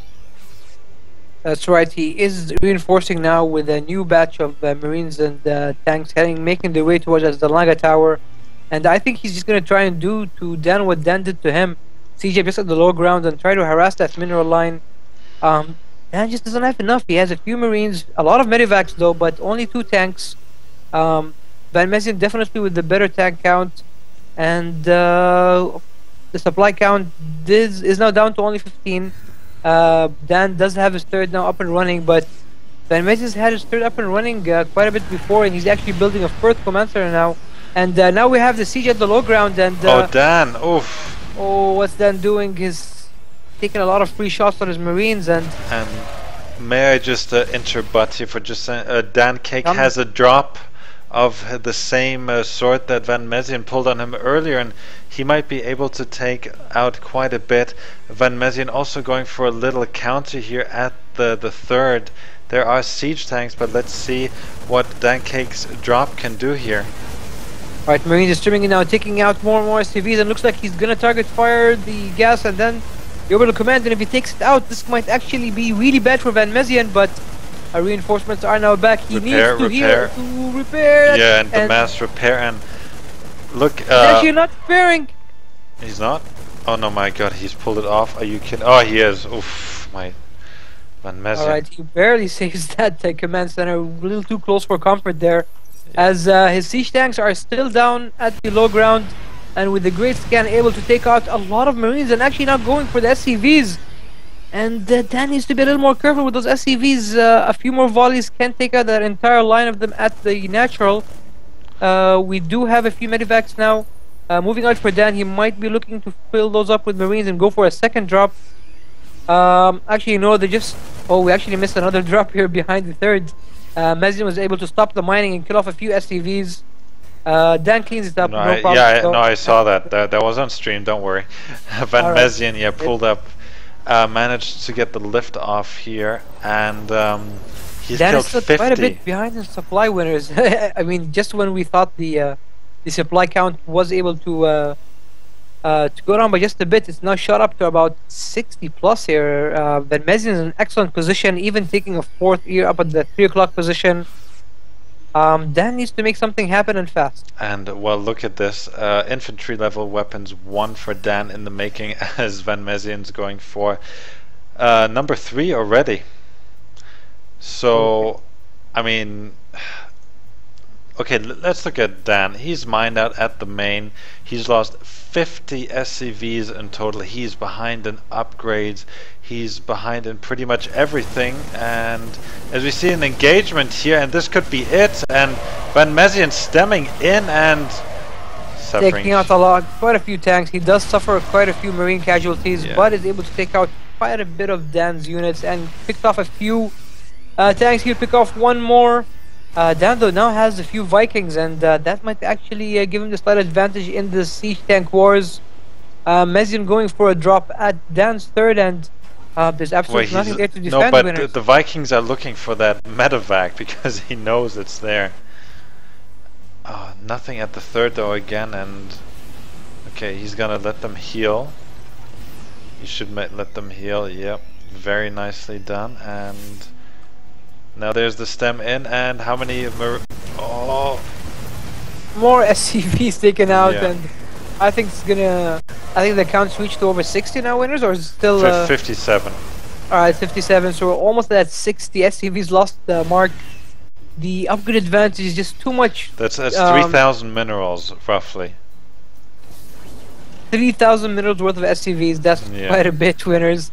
And I think, you know, Van Mezien with this upcoming attack, taking out this command center might just, you know, be the nail in the coffin. Out of it. Yeah, definitely. With he has the upgrade advantage, he has a siege tank advantage. He's even going to catch Dan a little bit off position here. The stem now coming in for Dan, and that's brutal. Look at the siege tanks berating through all those Marines, and no SCVs left at that base. All of them has been evacuated. He will now lose the third command center, and winners. Look at the APM of Dan Cake. 200 APM on his Mac. Good on him. Van Mezien's no slouch either with about 170, 180, and I think he's going for the kill now, winners, and Dan's in a very tough spot. Marines being stimmed in if he's able to take out a few tanks. And he's even dropping the Marines here on the Oh tanks. man, beautiful, beautiful play by Van Mezian.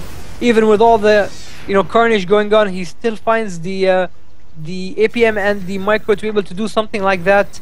He is continuing to rally a lot of units. I mean, look at this train of Marines coming out from Van Mezian's base. He's now on 4 bases, Dan's only on 2. He's about 60 plus supply. He's got more of everything, more bases, more resources, more units, more upgrades. Absolutely. There's just no coming back for Dan and winners. Here, a nice little drop here to harass even more. We're now at 78 SCVs lost. And I don't even want to look at the count after what just happened. We might actually get a century of SCV kills for one player. But now there's even a little Viking medevac here, and then Cake is gonna lose 3 Vikings, but they're not gonna make a difference anyhow. So then Cake, he's in a pretty much unwinnable position here. He should maybe even, repair some of these siege tanks here at the front. That's the least of his worries now. Oh, look at this. Dan was trying to do his own kind of marine drop, but Van Mezian read him like a book and was able to unsiege and fall back. His siege tanks, though, are still on 1-0. I'd like to see him try to upgrade them a little more, as level 2 is going to finish soon. Van Mezian is just rallying more and more units, and I'd love to see him try to go for attack, as he definitely knows he is in an advantage here. Yeah, but he's just getting his sensors right now. There's gonna be Marine carnage. Oh, I haven't seen so many Marines die so fast and so violently. Since and that one replay, yeah. We have our second grand finals. It is Van Mezian from Team BTK, and we will have our TVZ final coming up shortly here. Stay tuned in, twdnewh and winners. Coming up in the 14th edition of the StarCraft 2 Weekly MENA Cup. Yeah, so we're gonna allow the players a small break, a 4 to 5 minutes break. Allow ourselves a short break as well. Oh my god, break. Great spelling here. Okay. Alright. Never mind. So yeah, my name is Winners, and with me is twdnewh. And yes, as Dan points out, that drop did change the game, and Dan, well, you got a new high score in losing SCVs. Anyhow, we're going to take a small break, and we'll be back shortly. The finals will be next. Stay tuned.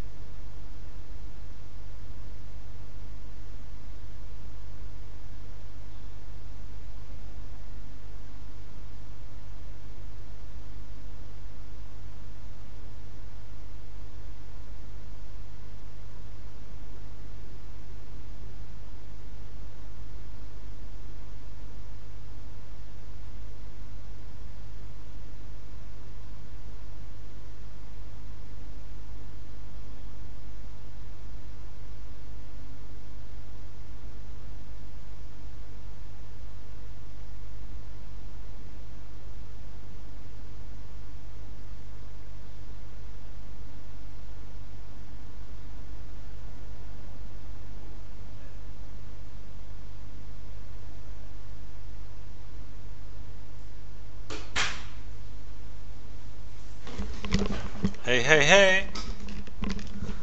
Yo, yo. Okay, well, thank you everyone. So let's get this started. Yeah.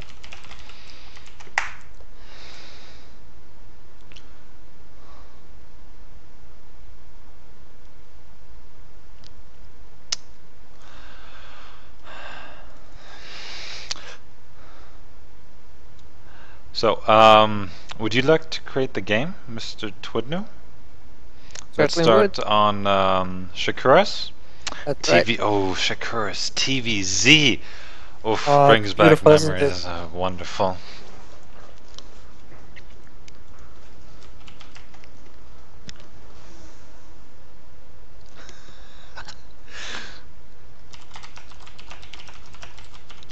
So yeah, a special shout out to Ali.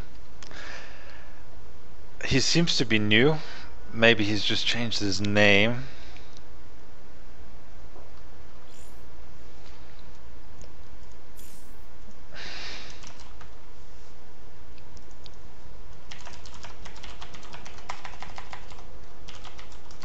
So yeah, anyhow, we're back.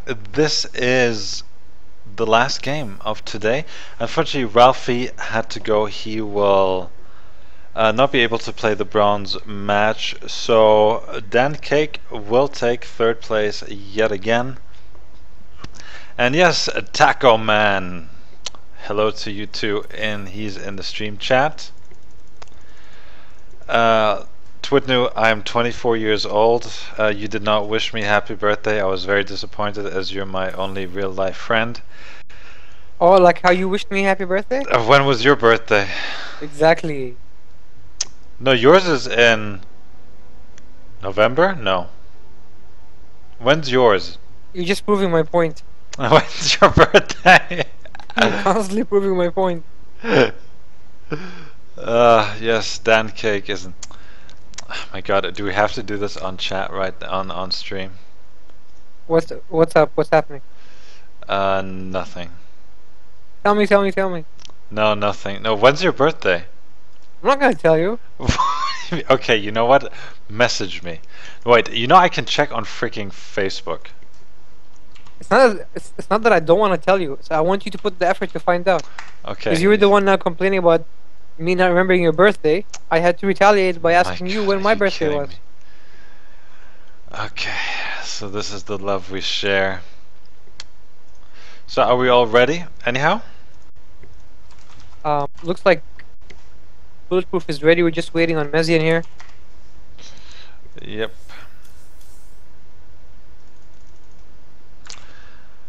And well, did you create your?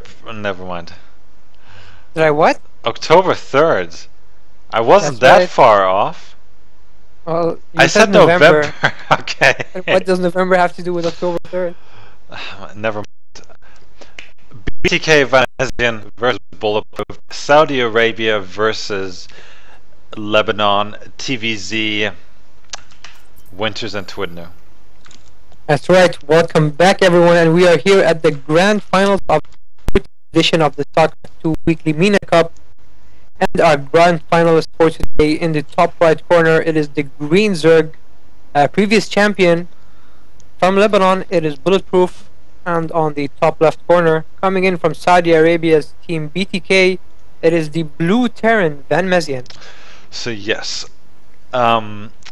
Actually, Van Mezian, he's changing it up, and normally he plays in his favorite pink, but he's been playing in all sorts of different colors today, so good on him.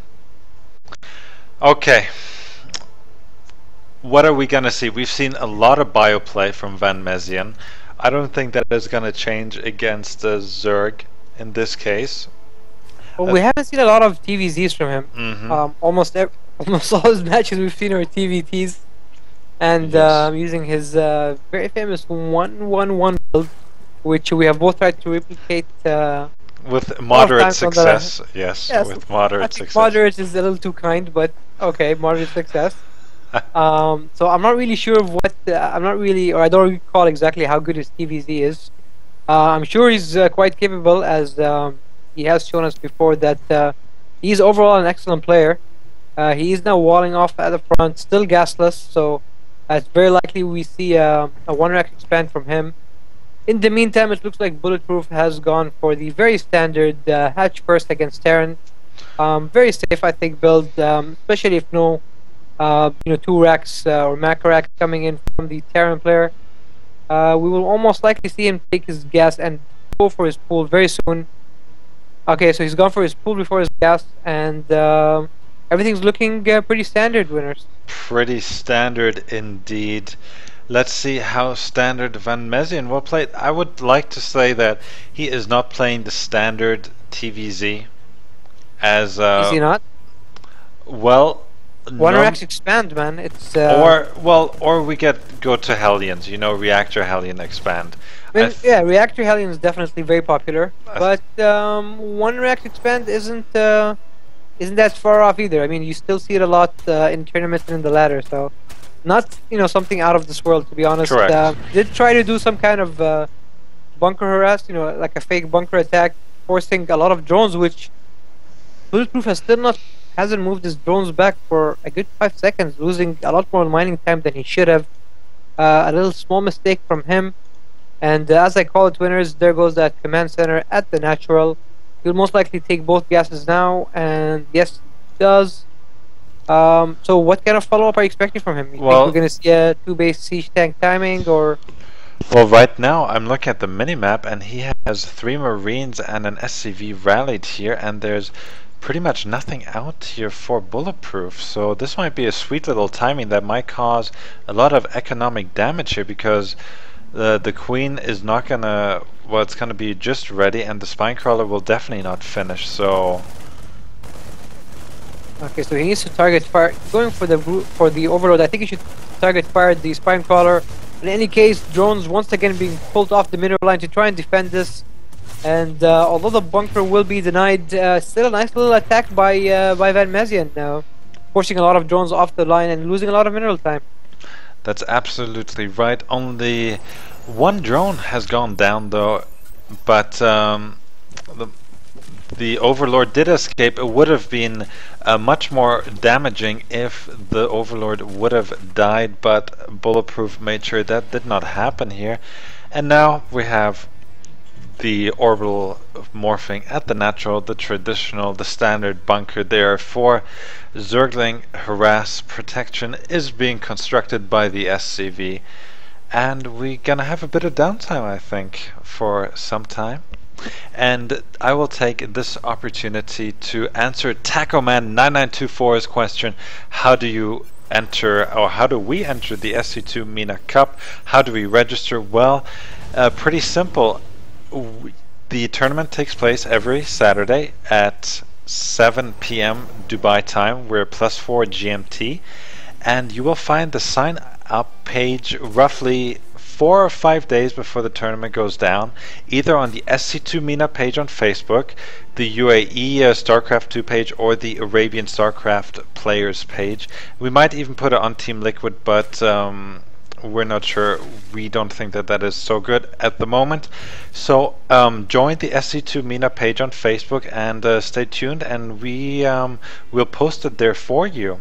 That's how you enter. You just sign up with your name and you show up for the matches, and then you try your best to make it all the way to the finals. And you make sure to tell all your friends. That's right. Perfect. See, this is why I have a co-caster. He saves me every time. Tell all your friends who live in the Middle East and North Africa, who love this game and who want to show off their skills. And we definitely like to get a new champion here. We had one last week, but unfortunately he was knocked out by I guess every child's favorite hot chocolate when they were young, Nesquik. But yeah, otherwise everything is there. We're casting, we're streaming. You'll have a bit of e-fame, get your share of it, and improve as you get better with time. Yes, improve is, I think, the most important part of these weekly cups. It's not only a great way to meet new players and to get involved with the community, but it's also a great time to practice, as you are essentially putting yourself in a tournament So with the tournament comes that that pressure to do well, that pressure to make as few mistakes as possible. So consider it good practice for yourself and a way to improve your game. That's right. So let's see this here. There might be a lot of fried zerglings here, and yes, there are. No surround for them. Oof, that's a lot of dead zerglings, and we might even have a drop here as well. That third is gonna be in a lot of trouble here. Van Mezien is gonna put this one under siege. He's gonna get rid of a couple of creep tumors too, and well, Bulletproof needs to make something happen, and there's the cancel. Very nicely I was done. really surprised that Bulletproof decided to engage with those Zerglings, especially when you see those blue flames, man. Zerglings should stay as far away as possible. Oh, look at this here. This is a flash from the past here, something we saw quite a bit developed by the Slayers team, if I'm not mistaken. Blue flame on the low ground, on the higher ground, but there are 3 queens and the spine crawler, so Van Mezien should retreat here. But again, this is forcing Lings. This is forcing a lot of what's the word I'm looking for? A lot of concentration from Bulletproof, because one slip of a mouse and well, you could have 100 dead Lings. That's right. You know, all those units being produced are less drones, which is ideally what the Zerg wants to do. Get as many drains as possible. Get your economy to the maximum amount. You know, to get it up to as as good as it can be before finally going up, taking up to Hive and pushing towards your opponent. So by doing all these small attacks, even though even if they're not devastating for your opponent, you're still forcing units and less drones, and that is never a position the Zerg would like to be in. The third going up now for Bulletproof at a different location, but Van Mezien with the Great Scout now does see it. Is he gonna ignore it? Nah, he's not gonna drop the Hellions on it. Yeah, he's gonna go for the line. Roaches are out now here, and maybe there'll be a 2-point timing attack here. Oh, Roaches are gonna annihilate these Marines, but there's also a drop here. Let's see how many are going to go down. A nice pickup here. 5 workers killed, 2 Hellions lost. Not the best trade. It was all right. I mean, not great, but at least you need to do all these things to keep your opponent busy, to keep your opponent reacting, and keep your opponent on the toes. So even if something does not do as much damage as you might think it's doing, it might actually be doing damage in some other way which you do not see directly. Bulletproof now with a double expand, getting got his 3rd up and is now getting a 4th up just next to the Zalaga tower. And he needs it because he is down in drones. But Mezien needs to get a 3rd. I'm actually surprised he hasn't. It's there. Yeah, I mean, he did build a command center, but I'm surprised it's not up and running yet. It should have been about a few minutes ago. But during all this time, he has accumulated a very healthy amount of siege tanks. He's got 2 dropships and quite a bit of Marines, and I think he might be looking to do some timing very shortly here, as 1-1 will be over, as well as combat shields being researched for the Marines. Yep, I like the choice of the planetary fortress there by Van Mezien. It is a nice way to fall back to, especially with that range upgrades. Planetary fortresses, if repaired and controlled, they can do a lot of damage. Now his infestors are out here. Maybe a nice scan to get rid of some creep tumors. Maybe not. Would certainly go for creep tumors, and maybe even try to push in at one of those bases. Maybe even try to attack 2 bases at once. But looks like he is gonna fall back, I think. Wow, he's got... oh no, he's sieging up again. It's the waiting game, and now very nice here. 1 queen gonna go down. Drones are disappearing, and now we should have a nice little pickup here, and he should go out without an issue. Yeah, loses a couple of Marines, but no biggie. Stops the mining at that base, and that's always a good thing for the... whoa, a lot of Lings going in, but a nice surround here. Roaches as well, and wow, Van Mezien, he's lost quite a bit. But was there another drop somewhere in the meantime? No, there wasn't. I saw 2 dropships being loaded, and Van Mezien strolling the Zergs as he just parks the medevac above them. Right, great engagement though by Bulletproof. He attacked into the tanks from 2 different locations, essentially flanking the tanks, and he was able to take them out. And without the tanks, the Terran really can't do much. The tanks are the bread and butter of his unit composition, and I don't know if Bulletproof should maybe try and go for a planetary fortress, as it's very very difficult for Zerg to kill off planetary. Oh, but let me. This can be the game-changing move. Bird just finished their 4 infestors, and there is no turret at the ramp. Oh, there's no detection for the Terran at either base, actually. Oh, at any base. Oh dear. That's right. Looks like he is gonna take his 4th now, and will be on even basis with the Zerg player. Upgrades going down. We do have 1-1 for the bio and 2-2 on the way. In the meantime, it looks like the Zerg units are on 2-2 already. Yeah, 2-2 carapace. 2-0 carapace. And they're actually on 2 melee. Zerg roaches are still on 0 for the ranged attack, but I think is he going? No, he's going for tunneling cross. So he's going for the burrow and. Oh, but now the turrets do go up. One turret has. And yeah, Mezian really needs those turrets, man. The last thing you need is a couple of bird infestors, throwing fungals on all your mineral line. Van Mezian could lose all his bio here in the middle. Yeah, he needs to move back. He can't move out this far without tanks, man. You need that tank line, and looks like the siege might be a little bit too late. If Zerglings go for those siege tanks, they will be able to take them out in time. This could be GG right here. But no, Burrow! All this fungal growth and all these units dying for both units.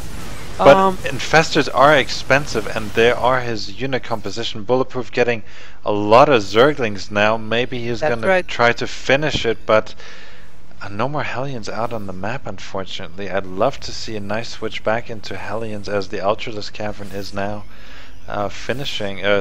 starting for Bulletproof, who has a 30-25 supply lead right now. And things are definitely looking great for Bulletproof. Hive Tech, of course, is the ultimate goal for a Zerg in any matchup. And I think Bulletproof's Van Mezian's gonna park that tank just on top of the high ground. I love seeing this kind of play. Yeah. And it's gonna be very, very difficult for the Zerg to deal with it, as he does not have any mutas. And this is Van Mezian trying to abuse the terrain to his favor. Yeah, and but now the Overlord coming out there and infested Terrans, but nice, another, and get the pickup. Oh, he even but he lost the medivac anyway. But nice try from Van Mezian, and he does pick off a couple of infestors, which is infestors are expensive. They are expensive, and they do need time to gain that energy. So all that energy, which was slowly being recharged, is now all gone. And Mezian, though, I really don't feel like he can really do much with only 2 siege tanks. He needs to have about 5-6 siege tanks at this point, and that's at the very least. And now with the Ultras coming out. Yeah, with the Ultras come out and swarming those siege tanks, it's gonna be extra difficult for Van Mezian to be able to do anything now. Fungal growth going down, some Zerglings trying to push, but Van Mezian still with a few Marines and Marauders. And the hatch is actually gonna go down, and this is actually quite big here. Although he's double expanding behind this, he needs the income because his main is dry, so is his natural, and the third, well, talk about oversaturation, there it is. And one Ultra going down recklessly, and more. Oh, look at all the drones that could potentially go down here, and another infestor. Van Mezian not target firing here. Oh, but wait, did I just miss all the Ultras tearing through everything? My bad. Yeah, the Ultras chewed through a couple of tanks and a few Marines. And now they're going for the rest of the army.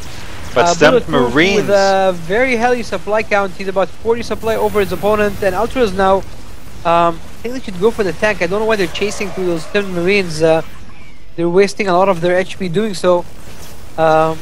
More Ultras on their way for Bulletproof. He is building quite a bit at a time. He does still have infestors and gets a few fungal growths. And winners, I think this engagement might be one of our last this time around. Great siege tank positioning on the high ground. Might eventually just drive those Ultras back, but Bulletproof does do a lot of damage. Could have been a little better, but did good damage. And we do have Bulletproof calling for a pause here. Bulletproof, he's one of our freaking pausers. His mother, his sister, his father, his nephew could have just walked in on him.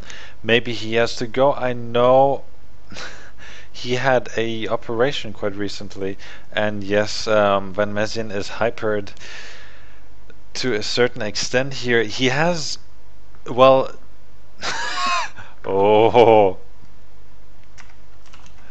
he has about 25 supply less than his opponent, but that's not that much. His upgrades are pretty good. His income is greater, and let's see how things will turn out here as we wait for Bulletproof. And he also has a pretty good unit composition in dealing Correct. with Ultras. with Ultras. Yeah, he has Marauders and he has tanks, which is a good choice. Yep, so now we're still waiting and waiting and waiting.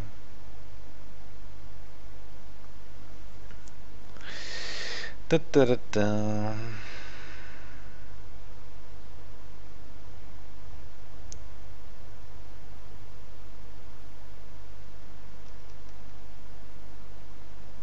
So, Bulletproof has returned. And let's see how this engagement will go. Oh, Van Mezien has 3 medevacs in the middle of the map, and he lost 2 of them. Very unfortunate. Medevacs, very crucial.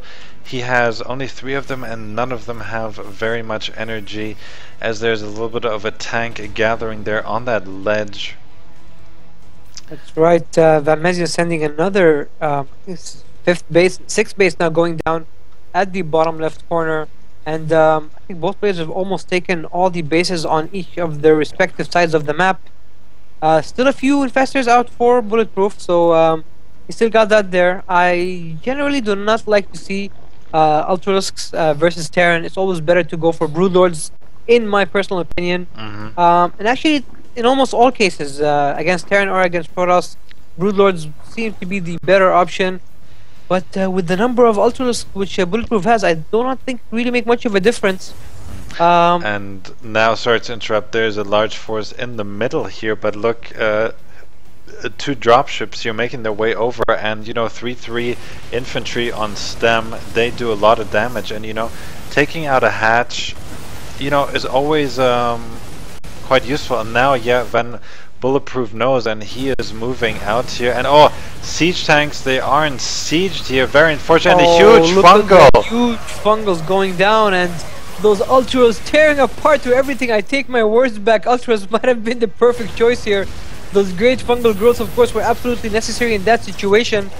Ultras now will tear through the supply depot wall and will go straight for the tanks.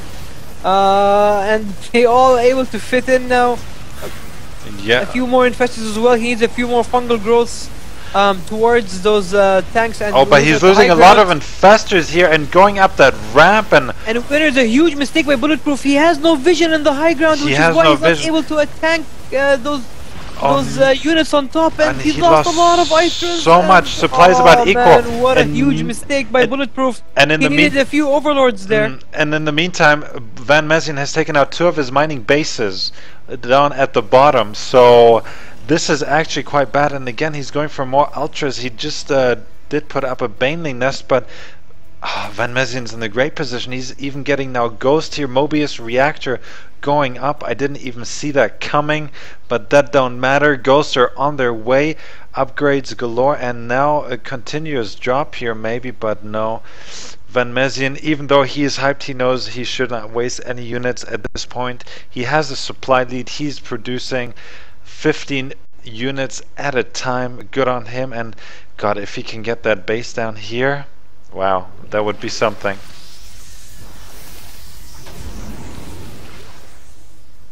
Alright, so Transfuse going on all these Ultras. I really like to see that by Bulletproof. Very nice little touch there.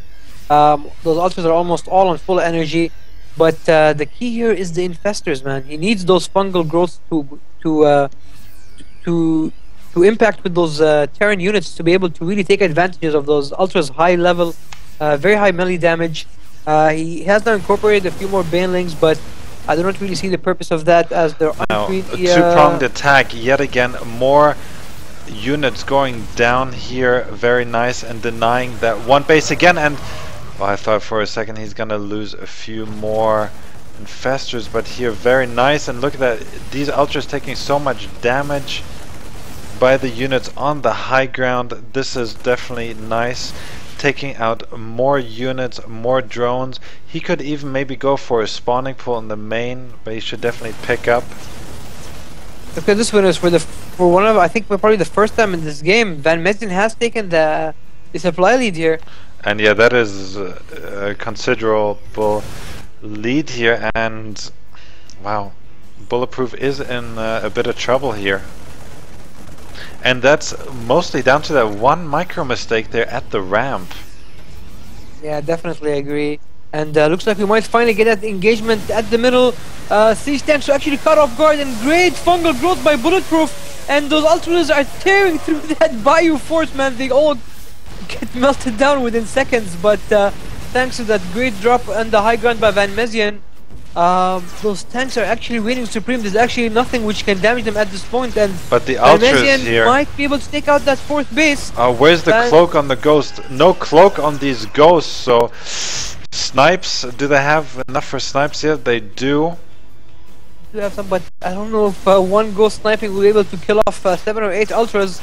And Van Mezien's losing a lot of ghosts, and although he still has the supply lead, he did lose one of those bases at that at the third base in that position. And looks like the ultras are finally falling back, and Bulletproof really needs to try and gather up his units, trying to incorporate a few more infestors. And those two siege tanks are still on the high ground doing a lot of damage, winners. Oh, look at more drones here.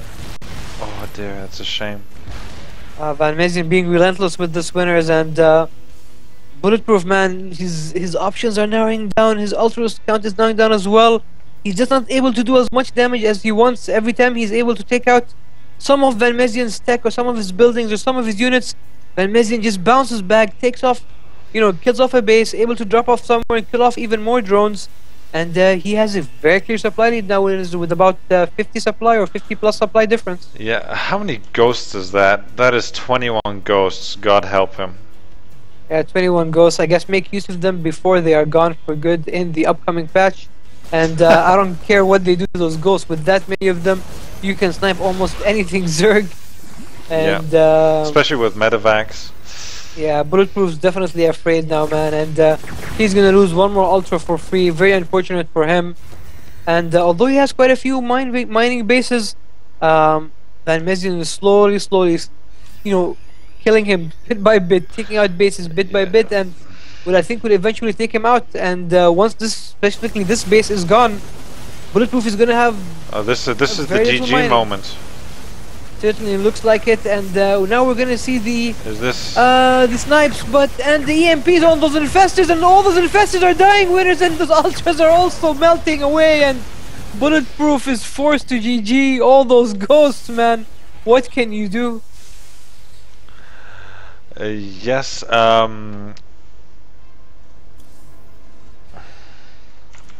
Well, whoa, what a great match. Game number 1 of this best of 5 here between Van Mezien and Bulletproof, and damn, what a treat. Right, it was definitely a very back and forth game. We actually, at different points in the game, expected different players to be winning it. In the end, of course, Van Mezien with those 20 ghosts or so was able to EMP all the infestors before they were able to get any fungal growths in, and then use up the rest of their energy on snipes on those ultras. And Bulletproof was already down on bases, down on mining, and down on supply. He just had to tap out Van Mezien's great use of Ghost. Yeah, absolutely here. Great match, and I can't wait for the next matches to come up here. And a big shout out to the Skater Dude. He says, how does this game make any sense? I've never watched this game in my life. So confusing. Well, Skater Dude, this is the greatest game of the 21st century. This is the chess of the 21st century, which we nerds do play all day long, and we're great at it. So, game number 2, Bulletproof versus Van Mezien. Metalopolis, an old favorite. twdnewh and Winters with no, and we cannot get started Wait, that just did not make any sense. We cannot wait to get started. I'm so excited. I'm so hypered. The So difference hypered. between between myself and you, Winners, is that you like to call out my mistakes for some reason, whereas I let them slide.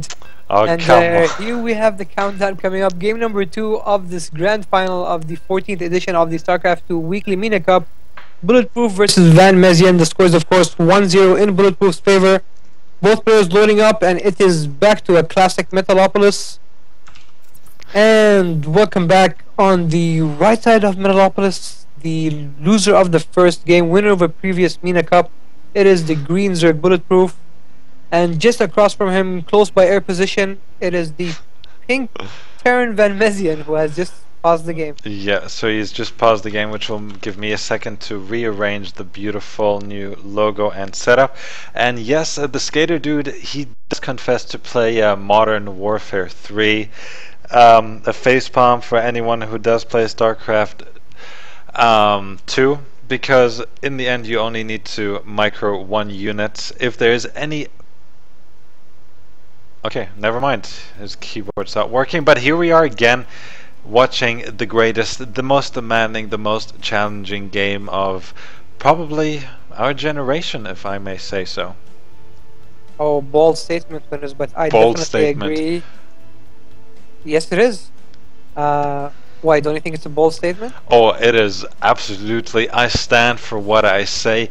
It is so... You need the dexterity, you need nerves, you need to be able to read your mind, you need to think ahead, you need to make judgment decisions. I mean, for those professionals, there are thousands of dollars on the line whenever they play a game. There are victories, there are titles, there are sponsorships out there, and well, these guys here, they're trying to make a name for themselves, and they certainly do have what it takes to be one of the best players in the region. Van Mezian, without a doubt, the greatest Terran to emerge from Saudi Arabia. Bulletproof is the undisputed Zerg of Lebanon as far as I'm concerned, and we're all having a great time here today. 28 viewers in stream, thank you very much. My name is Winners, and with me is twdnewh. This is game number 2 of this best of 5 grand finals of the SC2 MENA Cup number 14. My voice is gonna give out at some point, but I don't care. Today is a great day. Indeed, it is, Winners. And back to the game here. Bulletproof has gone for his usual hatch first, a very common build against Zerg, against Terran, sorry. And of course, Van Mezian walling off at the front. Of course, a very other common opening by Terran, almost in every situation against a Zerg.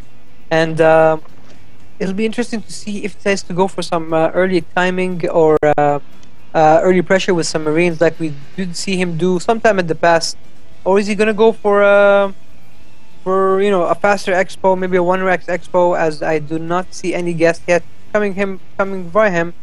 First Marine is headed out now, and yep, Winners, looks like it is going to be 1-Rex into command center with 1 Marine heading out. I'd like to see him try and use that Marine to scout the hatch first.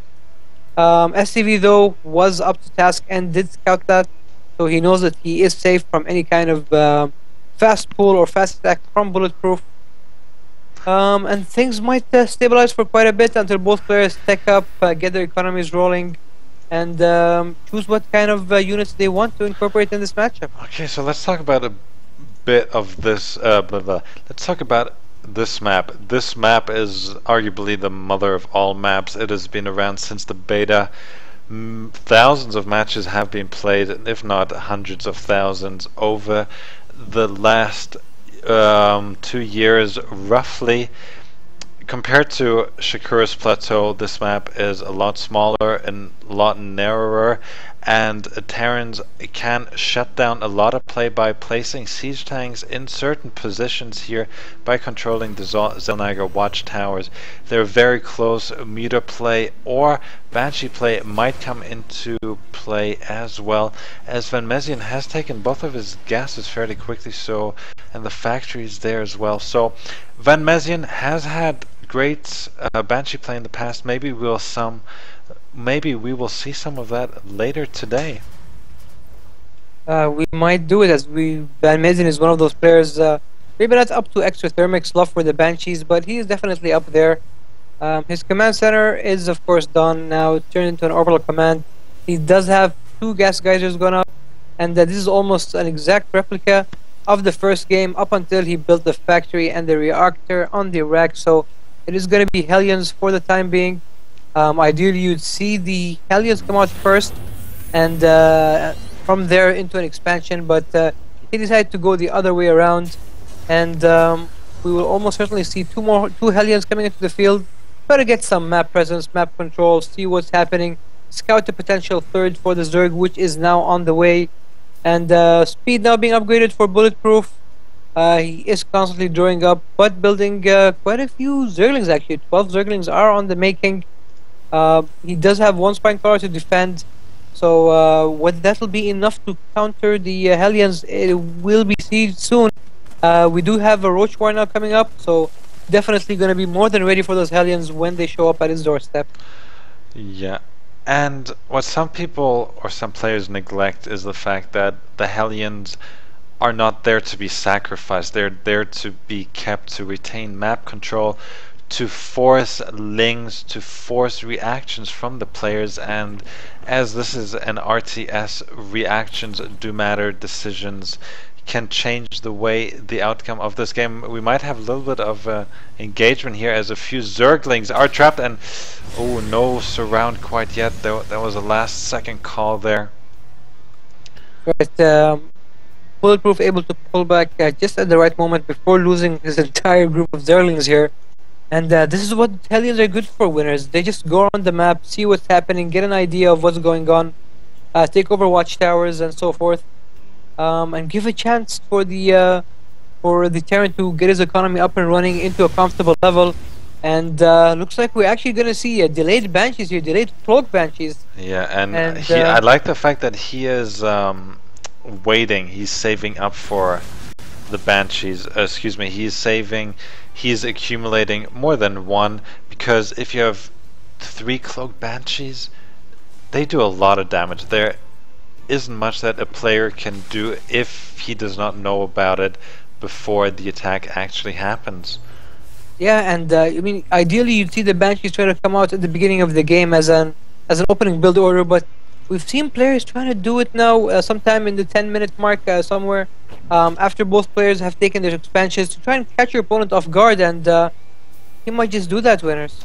Yeah, so he's gonna go with 2 Banshees here. Cloak has finished, and well, at least one of them has accumulated quite a bit of energy, as we see a bit of a push here, and a lot of Zerglings are gonna go down, but the Roaches are gonna tear them apart. And now we have the Banshees raining galore. 1 Queen goes down, and let's see how many workers will go down here. Will this prompt a counterattack? I do not know, but well, 13, wow, this is 14.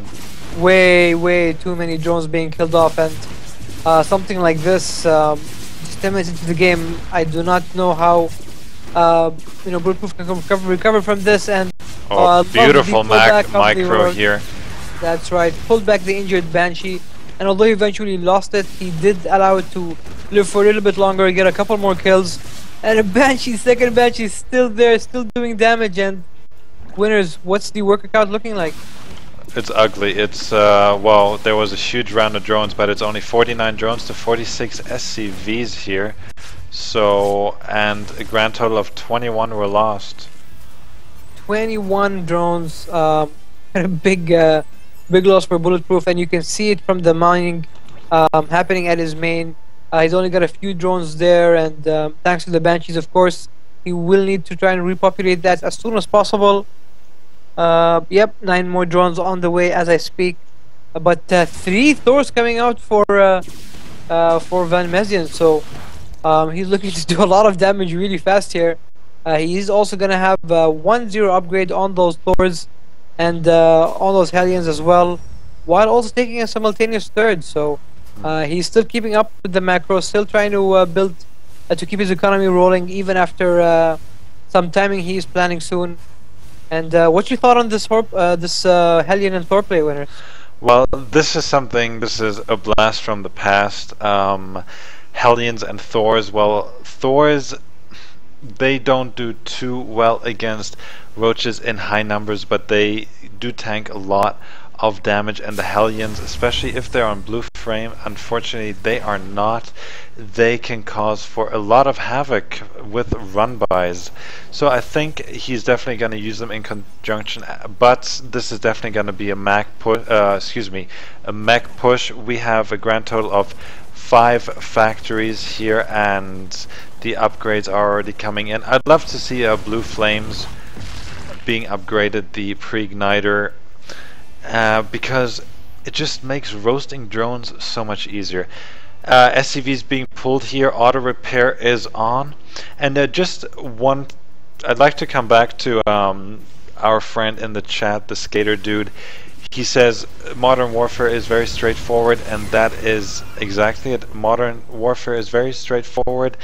It is something you do to relax, but if you really want to challenge yourself, if you want to challenge your mind, your creative thinking, your strategic knowledge, give StarCraft 2 this will blow your mind. I mean, you cannot be stupid to play this game. You have to be intelligent, you have to know. But never mind, now we have the roaches here attacking, and but oh no, those Thors were in move command for quite a bit, and he lost already one and suffered a lot of damage on some of them. Very unfortunate for Van Mezian, but I don't know if it will make a difference, as they're doing a lot of damage to those infestors and the roaches, and I think he's going to be able to take them all out and maybe even take out the third. Yeah, that's absolutely right. I love the Banshee there, mixed in additional damage here. Unfortunately, there are no more SCVs. The gold has been taken in the meantime here, and wow. I don't like the fact that Bulletproof is just sacrificing so many units. He's just streaming them in one at a time, but now the Thor is going to be annihilated, and Van Mezian is, well, he's still keeping up. He's pumping Hellions and such, as we have a few infestors being very sneaky here, and they have delayed a bit of mining here at the gold, but the Terran having 4 bases and one of them being the gold, well, the Zerg does need to make something happen. It almost certainly does, and I'm scared to think what would have happened had Van Mezian not left his Thors on move command for quite a bit. But gold now the pressure is definitely on Bulletproof. Once the Terran takes that gold, you really have to do something about it. Yeah, and Van Mezian is continuing to produce more and more Thors and more Hellions, and he finally decides to invest on a second armory. I think that's a long time coming. He really needs more and more upgrades coming on for those mech units. And winners, you were about to say something before I interrupted. Yes, no, sorry, no harm done. The viewers wanted to see the income tab, and as you see, the income tab was largely in Van Mezian's favor, especially with all the mules being dropped here at the gold. The roaches, they did have to retreat, and this is something I need to criticize Van Mezian for. He needs to saturate these mineral patches. Gold doesn't last forever, and I'm not a big fan if you just put 3-4 SCVs on them. You really want to get this income boost, because it is for a short time. He is down in units, and now he's gonna go for a 2-pronged timing attack, and this might actually cost a lot Van Mezian quite a bit here, as he's well, he just walked right into the natural. Today is the walk by day for Van Mezian, completely missing the units here. He's now forced the third to lift, sending some Hellions to try and defend, which is of course not going to be enough. He does, but look at this, winners. The roaches actually come into the gold and take out Van Mezian's gold. So great timing attack by Bulletproof, really doing a lot of damage here, as Van Mezian now losing mining at one base and losing an entire new base. Now we have more roaches going after the third, which was also forced to lift. And great attack by Bulletproof, going many places simultaneously, and is now falling back. But this might have been too much of a crippling blow here. Bulletproof killed 60 SCVs. 60 SCVs? 60 SCVs just went down, yeah. Oh wow. And yeah, the gold's of course been taken out. Mining was stopped at the natural and at the third for quite a bit, so definitely setting Van Mezian back quite a bit. And he has it worked out for him. He needs to find a way now to get back into a game, just like the opponent did with that great roach timing. Yeah, unfortunately though, his income has been severely blown to pieces, and now we see more roaches making their way here to that third, which is completely undefended. The downside to Thors or to mech in general is that they're so slow. That's right, not as mobile. The only mobile unit is of course the Hellion, which does not do a lot of damage. The third forced to lift off once again, and although the Thors are here to try and hold it off and push back the roaches, the damage still been done. Winners, he's able to stop the mining, and that's what it's all about at this point. Well, it's worse. He's now at the production facilities of Van Mezien. Van Mezien's down 80 supply, and well, there's nothing much he can do. He can pull all his SCVs, maybe be on auto repair, and then just try to waltz in with one big counter. But otherwise, he has no income, and well, he doesn't even have enough to repair units.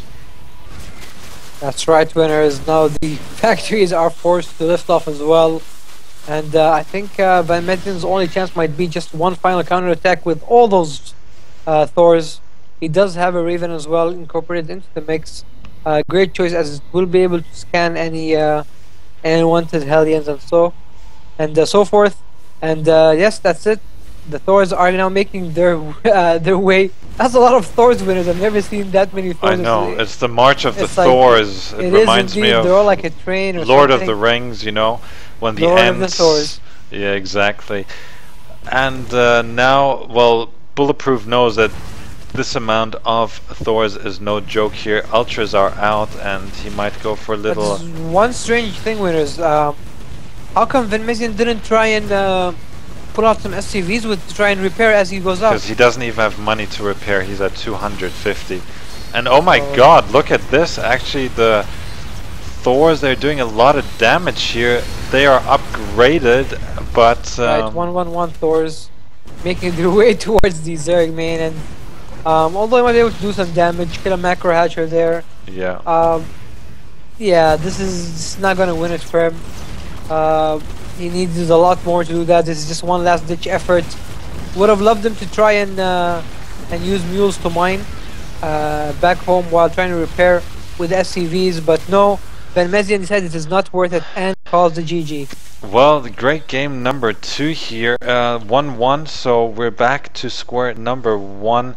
So we're definitely going to see 2 more matches before we can decide a winner here. Bulletproof did choose this map. He was very comfortable with it, and maybe he just, well, he had something planned, and if he did, good on him, because he managed to execute it perfectly. Van Mezien did fend off quite well, but then the immobility of the mech did cause him to lose. And the next map will be GSL Antigua Shipyard, so would you mind hosting that for us? In the meantime, I'm just going to address a few questions from chat. The Skater Dude and So which version of Antigua Shipyard the will you be GSL playing? one. The GSL, so no gold patches. I'm not even going to try and pronounce his name. That's Ergodinus.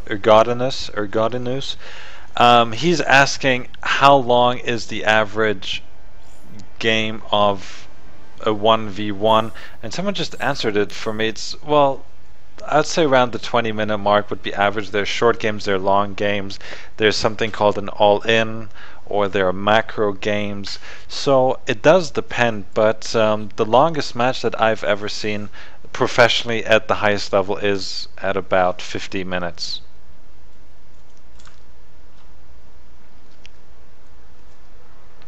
So yeah, guys, Skater Dude and the anonymous person in chat, my name is Winners, and with me is twdnewh. We're casting StarCraft 2 from the Middle East and North Africa. We're here in the United Arab Emirates.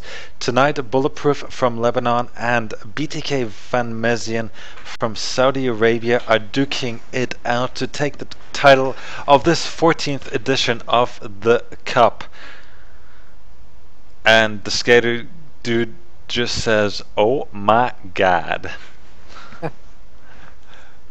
So I love some crowd interaction. We've got 30 viewers here. If you guys have any more questions, just shoot. We love having new players introduced to the game, because I used to be one of the console guys. You know, I used to play my FPS, but then someone introduced me to this great game, and well, I was just hooked, and now I try my best to promote esports here in this region. And a very well job you do, Winners. Thank you very much. And Uberzone, thanks for this support. It's simple. If you don't like it, don't play it. Very nice. My mother could have come up with that. And we have a thank you.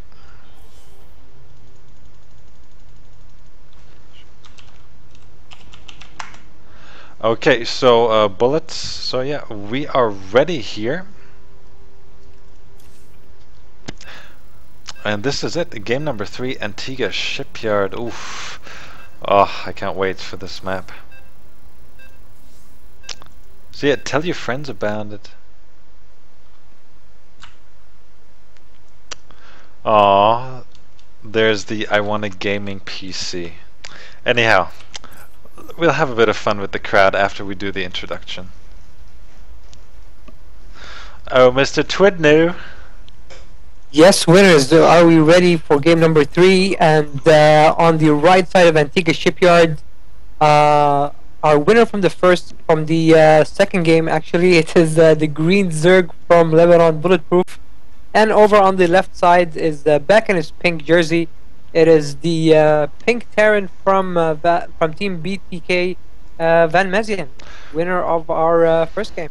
That's right. So there are a lot of people who play StarCraft 2 professionally, and there's a lot of money on the line, and especially for the guys who are new in chat right now, there's something called, let's start with the biggest and the best league, which is out in Korea. It is the most refined and the purest of God players who have descended to earth and who have graced us with their beautiful play. Duke it out for about $50,000 each month. They are on teams, they get paid, they all sleep together in one house, and they make a professional career and a living out of playing this game, and they're really good at it. And watching these guys play, it is a true treat to watch.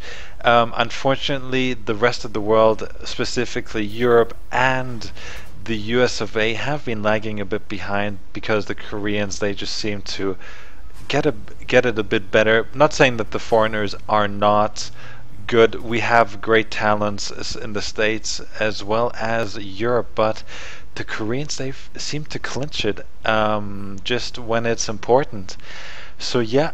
Back to the game. Antigua Shipyard, hatch first for Bulletproof, if I'm not mistaken. Was I mistaken? No, you're not. No, it was indeed a hatch first, Winners. And a very fast gas in from Van Mezian, so he might be looking to take up really fast here. The supply depot, of course, will deny the scout. The Bulletproof will be in the dark for quite a bit, as his overlord is still quite a few bits away. In the meantime, Van Mezian looks like he will be able to scout his opponent fairly soon here. Gas and pull coming up for Bulletproof. And yeah, as we predicted, a factory coming up for Bulletproof. What do you think is going to be, Winners? Do you think he's going for a Hellion expand, or maybe going to take up the Banshees, go for one base timing? Well, that's the reactor, so Hellion play yet again. I mean, Hellion is very popular. Again, this is a large map. You want map control, and I think Hellions are a good choice. I like Hellions on this map, and maybe even Banshees again, but because the map is larger compared to Metalopolis, the travel distance is further, and I think it's smart here by Van Mezian just to get his expand up and to go for a long macro game. I mean, both guys must be tired here. They've been playing for hours today. We started roughly, how long ago did we start? 4 hours ago. 4 hours back. 4 hours ago, yeah. 4 hours back. So yes, it looks like it's going to be a reactor Hellion opening by Van Mezian into an expand, and the reason why this opening is favored a lot by a lot of Terrans and is generally considered very safe is as we have the pause masters. Alright, so another pause here. Um, and what could it be this time? I have no idea. Maybe it's the A broken phone. mouse, a broken keyboard, a phone Uh, call, a washroom break. I don't know. The list goes on. Maybe I don't know. His mouse just kind of jerked, and he's worried about it. I mean, even though at the end of the day today that there's no prize, but at the end of the 12-week period, there is something on the line, and coming in first or second today might be the difference of being crowned the champion of SC2 MENA, and none of these guys want to lose that chance. That's right, winners. This pause is going on for a little more than I thought it would. So, looks like there's some serious business going on. Yeah. In the meantime, anything else you'd like to talk about until we get both these players back into the game? Um. Anything on your mind? Anything on the tip of your tongue? Anything you want to share? Oh yeah, I'm about to hit like nearly 100,000 XP on Cityville on Facebook, so I'm doing. No, I'm just That is kidding. one thing I really wasn't interested in. So yeah, never mind. Facebook games are for douchebags. Anyhow, Oh, wow. I'm I know. I'm so excited. No, I'm just so in the StarCraft 2 mood, and Feel free to send all your hate mail to Yes. @WilliamsUAE. at gaming420.com if you're interested, or spam me on Facebook. You will find me. People will guide you in the right direction. But yes, my name is Winners, and with me is twdnewh. We try to support and spread the love of esports here in the Middle East, North Africa, and today we're streaming a great day. I think it's been one of our better finals, and what I do like is that we get some crowd interaction going, some people who've never watched the game taking an interest, and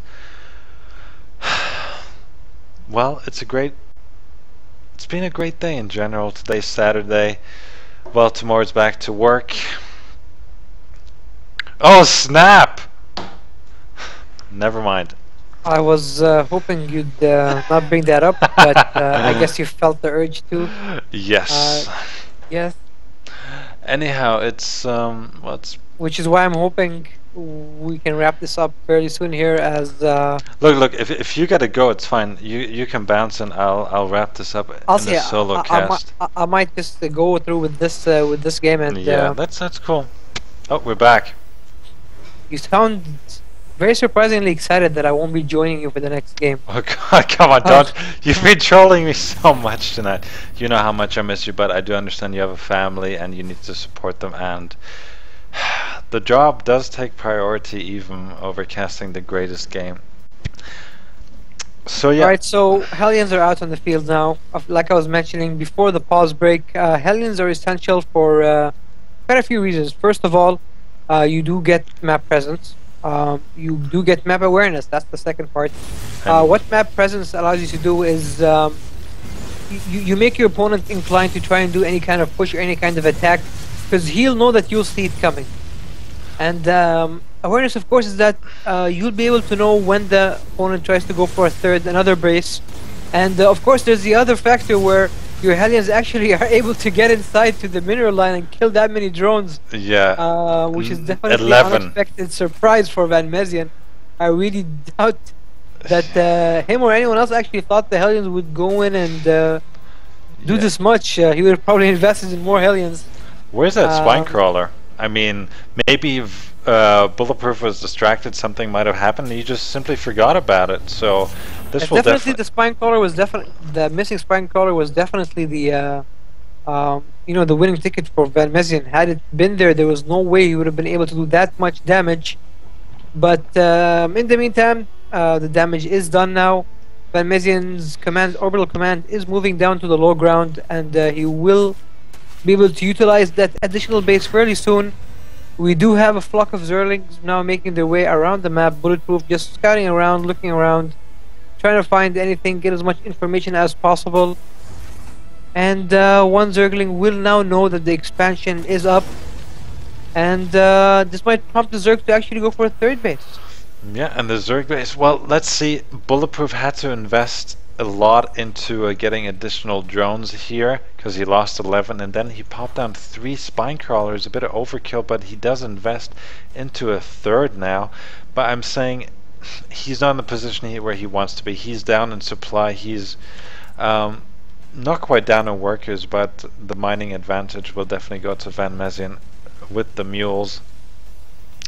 And he's just having a good time, and this has allowed Van Mezien not to be harassed, because Bulletproof can under no circumstance be allowed or allow himself to lose more units, because he, to his standards, for our standards, he is already behind. I certainly agree, winners. Looks like, okay, his third's finally going up. He just wants to keep those circlings there to make sure that he sees any kind of timing attack coming in from Van Mezien. And as I say that, he perfect timing with the scout. He does see two medivacs filled up with Marines headed towards the Zerg base. And yeah. Well, the question is, does he know? Maybe he was thinking, okay, he's going to use the medivacs just to drop the Hellions. Oh no! Uh-oh. Van Mezien, he's the king of disconnects, but we should not drop him because he says he comes back, so please don't drop him.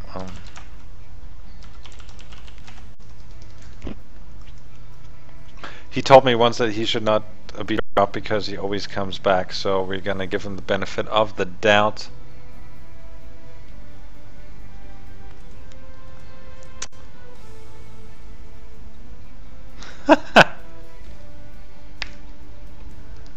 Oh dear.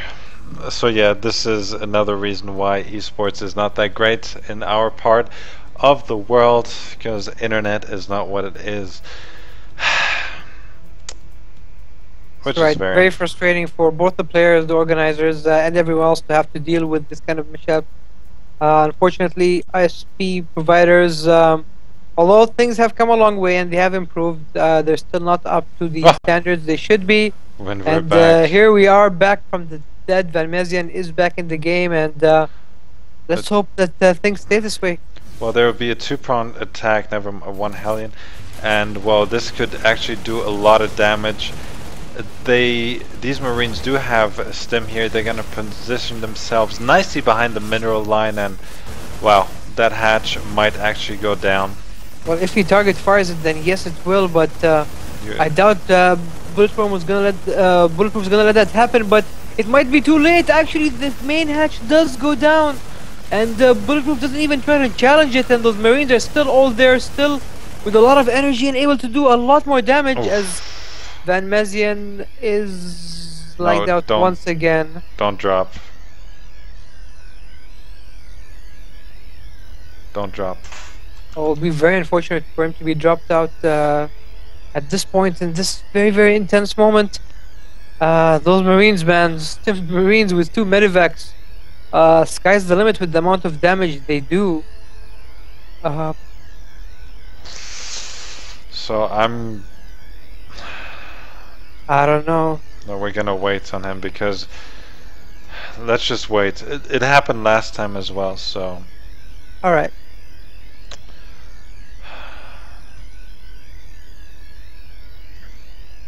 Are you also stuck on that medivac healing sound? The loop? yeah, the infinite loop? Okay. It's actually a nice sound. Yeah, it'll wear off in a few minutes.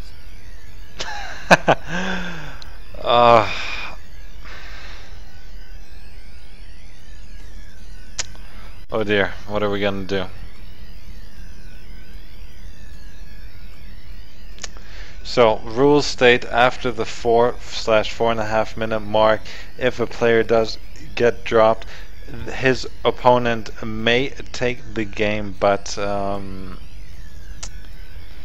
well, it's up to the player. I don't enforce it. I wait for the players to decide, but I think we're gonna wait 30 more seconds and then we're gonna drop him, because this is beyond the point of no return. Yeah, it doesn't look like he's coming back this time around. Yeah, he's gone. Okay. I dropped him, so what happens now? Does Bulletproof get the win?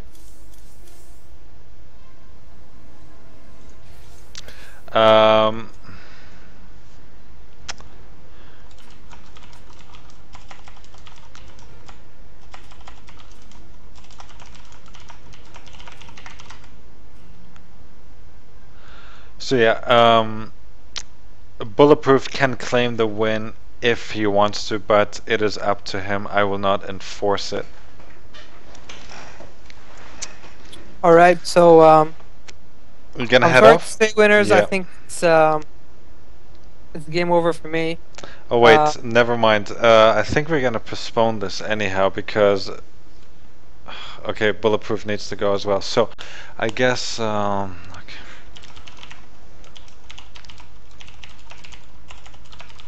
Okay, so I think this is good for everyone here. We're gonna postpone the finals here as everyone needs to go. It's kind of getting late. It's 11 p.m. UAE time.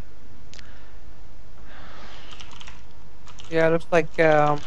might come to a mutual decision here where Yeah, and they can play it out in their own time, and we can cast the finals.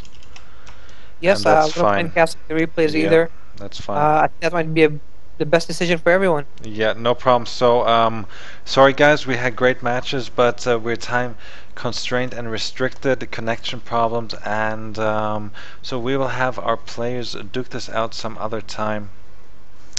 So yeah, again, my name is Winners. With me was twdnewh. We were and we are casting StarCraft 2 events from the region. If you like us, why don't you join us on Facebook? That's SC2 MENA. We also have our Twitter handle, and you know who follows us on Twitter? Tell me, winners. OGS The Wins. Oh, nice. Nice. Anyway, thanks for tuning in. Thanks for the cast, listening to us. If you have any feedback, well, why don't you give it to us in leave us a comment, send me a mail, send me a message, do whatever you want, and we'll be sure to get and attend your needs. So thanks a lot, guys, and we shall see you not next week but the week after, because there won't be a cast next week, but there'll still be a tournament, so do sign up, guys. I will know if you won't. We might still they might still catch us sometime this week when we cast those final replays. Sure, that's right. That's right. So good night, everyone, and see you soon. Yeah, have a good night. Please try to tune in. We will announce the time and date for the replay cast, so please stay tuned to that. And good night. Thanks for watching. Bye-bye.